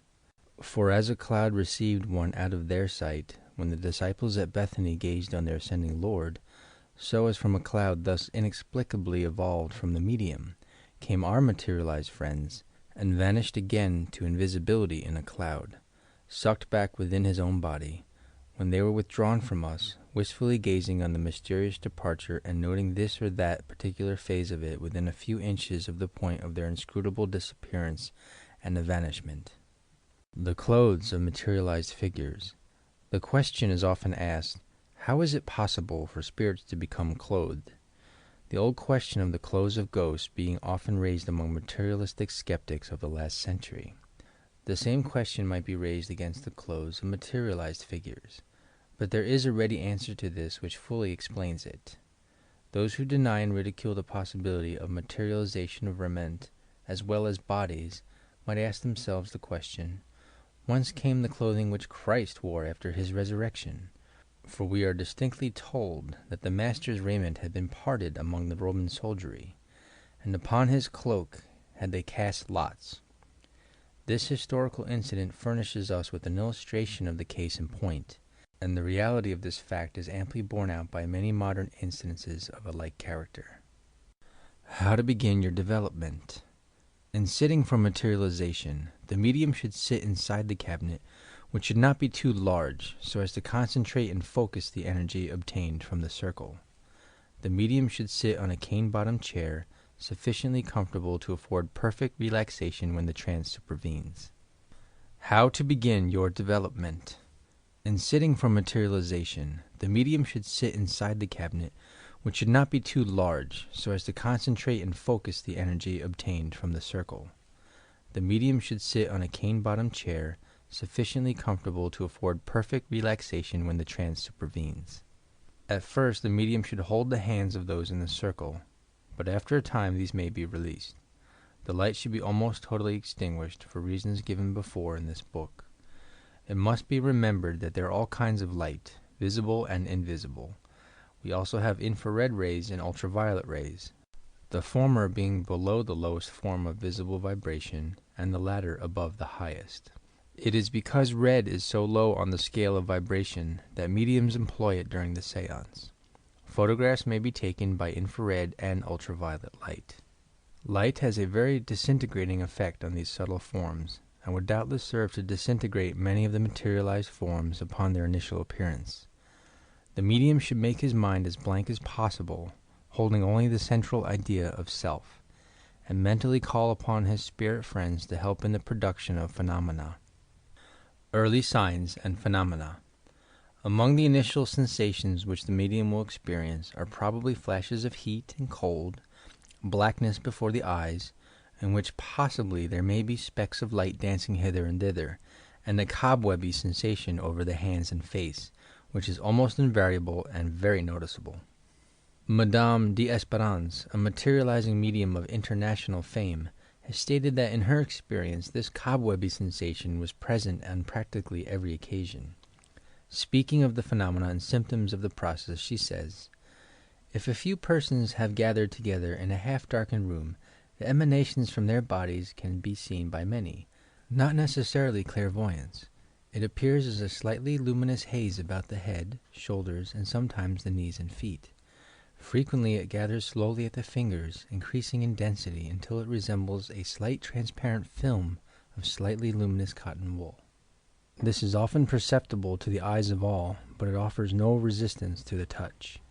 By some force of attraction, either inherent or exerted upon it by some outside agency, this mass appears to mingle and draw together, to become more dense, and at this stage has been found to be decidedly perceptible to the touch.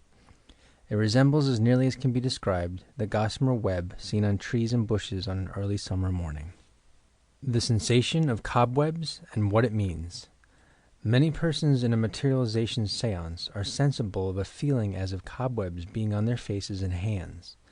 I have myself not only felt the sensation, but when brushing my face or hands have distinctly felt what seemed to be fine filaments of the gossamer which clung to my fingers.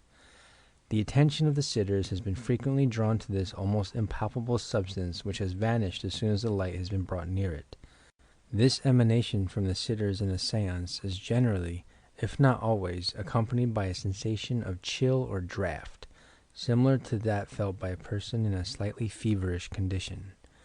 The head will be hot, there will be a heavy throbbing in the temples, the hands, feet, and other parts of the body will be cold to the touch.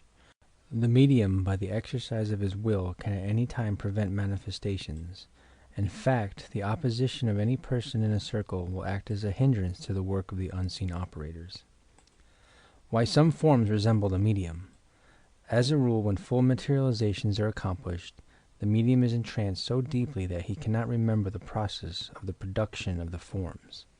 In the earlier stages of trance, the mind should be concentrated on the creation of forms of this character, but after it has reached a certain stage, you may safely turn over the process to your spirit friends. In some instances, the medium's double becomes detached from the body and appears to those forming the circle as a materialized figure, though it is not such in reality. If such a figure be photographed or closely examined, the striking resemblance to the medium is easily seen, though it is not the medium, who may be seen entranced within the cabinet. Lack of knowledge of this fact has given rise to the false belief that in cases of this character, the medium himself was consciously personating the spirit, but the true explanation is that the double has been liberated during the seance, and has thus appeared to the sitters as an independent being. The phenomena of materialization, as before said, are amongst the most interesting in the whole realm of the supernormal, and will well repay careful study and the prolonged experimentation on the part of the student. End of Chapter 40. Recording by Alex Carraz. Chapter 41 of Your Psychic Powers and How to Develop Them. Recording by Pamela Krantz. Chapter 41 Advanced Studies. The subject matter and advice contained in the present chapter is advanced only for those who have carefully read through and practiced the preceding chapters of this book. Those who have not done so are strongly advised not to undertake some of the experiments herein described, unless they have carefully carried out the instructions contained in the earlier chapters, and particularly the warnings herein given. These advanced studies are suitable only for those students who have succeeded in attaining a certain mastery of the inner self, and who have developed a certain amount of psychic force or power which is under their own control. In a certain sense they may be considered more or less dangerous, but they are not so to one who has progressed sufficiently to be in a position to follow them. Progress is necessary in psychic development as in every other field of endeavor, and those who have gone thus far should try to advance their powers and faculties yet another step forward into that vast and mystic beyond which encircles us on every side, not only in the life to come, but here and now. Cultivating the Sixth Sense. The first thing for the student to do is to cultivate, as far as possible, his sixth sense, already mentioned briefly in Chapter 19, devoted to the cultivation of sensitiveness. This sixth sense is a general feeling of awareness of surrounding powers and entities, a knowledge which is not dependent on any of the five senses.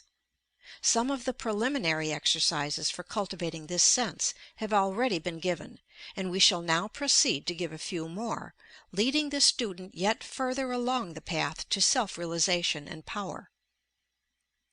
He should first of all begin with deep breathing exercises, accompanied by certain psychical processes and practices. The process of taking the complete breath has already been described in Chapter 6, and while the student is in the relaxed condition previously mentioned, he should concentrate his mind and carry out the following psychic formula. Psychic breathing exercises. Breathe rhythmically until the rhythm is perfectly established, then, inhaling and exhaling, form the mental image of the breath being drawn up through the bones of the legs and then forced out through them. Then through the bones of the arms, then the top of the skull, then through the stomach, then through the reproductive region, then as if it were traveling upward and downward along the spinal column, and then as if the breath were being inhaled and exhaled through every pore of the skin, the whole body being filled with prana, vital energy or life, and breathing rhythmically send the current or prana to the 7 vital centers in turn, as follows, using the same mental picture as in the previous exercises. First to the very end of the spinal cord, second to the reproductive region, next to the center of the abdomen, next to the solar plexus, then to the heart, then to the throat, then to a spot between the eyes, low down on the forehead, finally to a spot at the very top of the brain. Finish by sweeping the current of prana to and fro from head to foot several times. How to awaken the chakras, or 7 vital centers. These 7 vital centers in the body are known as chakras, and have very great interest and importance in all higher psychic development, and in all occult practice. It is upon the awakening of these 7 centers, in fact, that all the higher clairvoyance and psychical faculties depend. They are supposed to be the links of connection between the physical and the astral bodies, and if they are not awakened in precisely the right order and in the right manner, grave difficulties may result; while on the other hand, if they are awakened correctly, the student who has done so is instantly gifted with extraordinary clairvoyant and higher psychical faculties, enabling him not only to see the past and the future, but also all those spiritual beings who are constantly around him, the thoughts and emotions of others, pictures of their past lives, etc. In other words, much depends upon the awakening of these centers. In Eastern philosophy they are symbolized as lotus flowers, and the highest and last in the brain is called the 1001 petaled lotus. Importance of awakening in the right order. The vital energy which passes upward through these centers is symbolized as a fiery serpent, which in passing upward animates each in turn and wakes them into activity, and it is highly important that this current of energy should pass through each center in the right order, as before said. The sensation of warmth and a faint prickling as of pins and needles is felt at the moment of awakening each of these centers.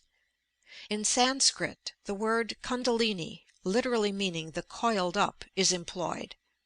This serpent, when fully aroused and activated, leads not only to the awakening of the higher psychical faculties before mentioned, but also to others of a still more startling character.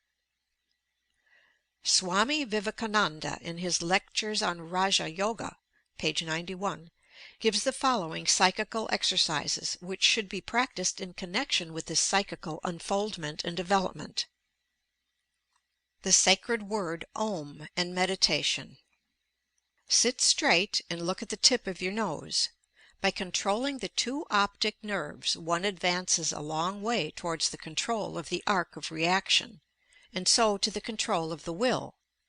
Imagine a lotus upon the top of the head, several inches up, and virtue as its center, the stalk as knowledge. The 8 petals of the lotus are the 8 powers of the yogi. Inside the stamens and pistils are renunciation. Inside of the lotus think of the Golden One, the Almighty, the Intangible, He whose name is Om, the Inexpressible, surrounded with effulgent light. Meditate on that. Think of a space in your heart, and in the midst of that space think that a flame is burning. Think of that flame in your own soul, and inside that flame in another space, effulgent, and that is the soul of your soul, God. Meditate on that in the heart. He who has given up all attachment, all fear, and all anger, he who has taken refuge in the Lord, whose heart has become purified, with whatsoever desire he comes to the Lord, he will grant that to him. Internal or spiritual respiration. Another valuable practice in connection with breathing is that which is known as internal or spiritual respiration. The idea is based upon the belief that in addition to our physical lungs there are also spiritual lungs, and that just as the physical lungs receive energy and are purified by the air we breathe, so also are the spiritual lungs energized and filled by the power of spirit, when accompanied by suitable psychical and mental processes. The power of the word Om, so often repeated in Eastern philosophy, may be perceived faintly by any one pronouncing the word slowly, several times in succession, when it will be seen that it has a peculiar psychical effect upon the individual, and that it sets up remarkable rhythmic vibrations throughout the whole being, which become more and more noticeable as the word is repeated. This is the most holy word of the Vedas, or sacred books of the East, and its symbolic meaning is the Supreme Being, the Ocean of Knowledge, or Bliss Absolute. Seeing with any part of the body. One other valuable exercise which should be practiced is that of seeing, or endeavoring to see, with any part of the body, as though eyes were situated at any point upon which you concentrate your forces, and that you were actually looking outward from that point. This power has been cultivated to an extraordinary extent by some of the Eastern adepts, and is recorded as happening spontaneously now and then, even now, in the East. The power is cultivated by an effort of attention, coupled by will, and should be preceded by the practice of traveling around the body in thought, mentioned before in this book, and then holding yourself consciously on one particular point in your circuit of the body, and concentrating yourself on that point. At this stage of your development you may begin to practice an exercise which would be of great benefit not only to yourself but to others also. After you have fallen asleep, and the astral body is thereby loosened from the physical body, you should learn to make use of this astral body during the hours of sleep, and send it on journeys to help those who may be in need of this help. You may, after a certain amount of effort, thus project the astral body, and cause it to retain full self-consciousness. When this has been acquired, this projected body can assist those who have recently died, comforting and consoling them, and can carry messages from such a person to those still living. It can assist those in danger, and help along humanity in 1,000 different ways. When you have learned to project your astral body in this manner during sleep, you are known as one of the invisible helpers, and many persons are said to make it a business to perform at least one good action every night during sleep. The development of cosmic consciousness. 2 remarkable psychical manifestations will result from these spiritual practices, if correctly and carefully performed. The first is the enlargement of the self until it attains a vast area, so to speak, which has been called cosmic consciousness by those who have experienced it. This consciousness is a step higher than human consciousness, just as the human is a step higher than the animal, and enables us to perceive truth and spiritual reality behind the universe, in addition to stimulating remarkable psychic powers. Such realities as the 4th dimension, which are usually quite incapable of being appreciated by our finite senses, are said to be clear and intelligible to those who possess cosmic consciousness, and the connection between spirit and matter is also clear to them. Power over animate and inanimate matter. The second remarkable development from the awakening of these higher spiritual faculties will be the greater power you possess over animate and inanimate nature. You will find that you exert a peculiar influence over all animals with whom you come into contact, and that they not only know and understand you, but if the animals are wild, they will not harm you in any way. It is stated that many of the yogis of India can walk uninjured through dense jungles filled with tigers and venomous snakes. These facts throw a new and interesting light upon the account of Daniel in the den of lions. Doubtless all the biblical narratives of this kind can be rationally accounted for, when we have acquired sufficient knowledge of psychic and spiritual science. Even the case of the 3 men who were cast into the fiery furnace and escaped uninjured. Several mediums have done the same thing on a small scale. Sir William Crookes has reported that he has seen the medium D.D. Home extract red-hot coals from the fire and hold them in his hands without injury. Similarly, the magicians or witch doctors of many of the savage tribes can walk over glowing coals or red-hot embers without being burned, after they have undergone certain religious rites and preparations. In addition to this, you will have increased power over inorganic matter, so that you can move objects without contact, with comparative ease, and cause phenomenal changes to take place in those objects. You will find that you have in an almost perfect degree the power of self-projection, that you can leave your body and enter the astral plane at will, exploring it and observing its denizens. Creation by the power of will. Finally, you will be able actually to create by the power of your thought forms and objects which are external and apparently objective. In other words, you will have learned to create by the power of the will, and this is one of the greatest achievements gained by the advanced student of the occult. Phantoms, apparitions, thought forms, etc., are created in this way. It is impossible at this time to enter more deeply into these questions.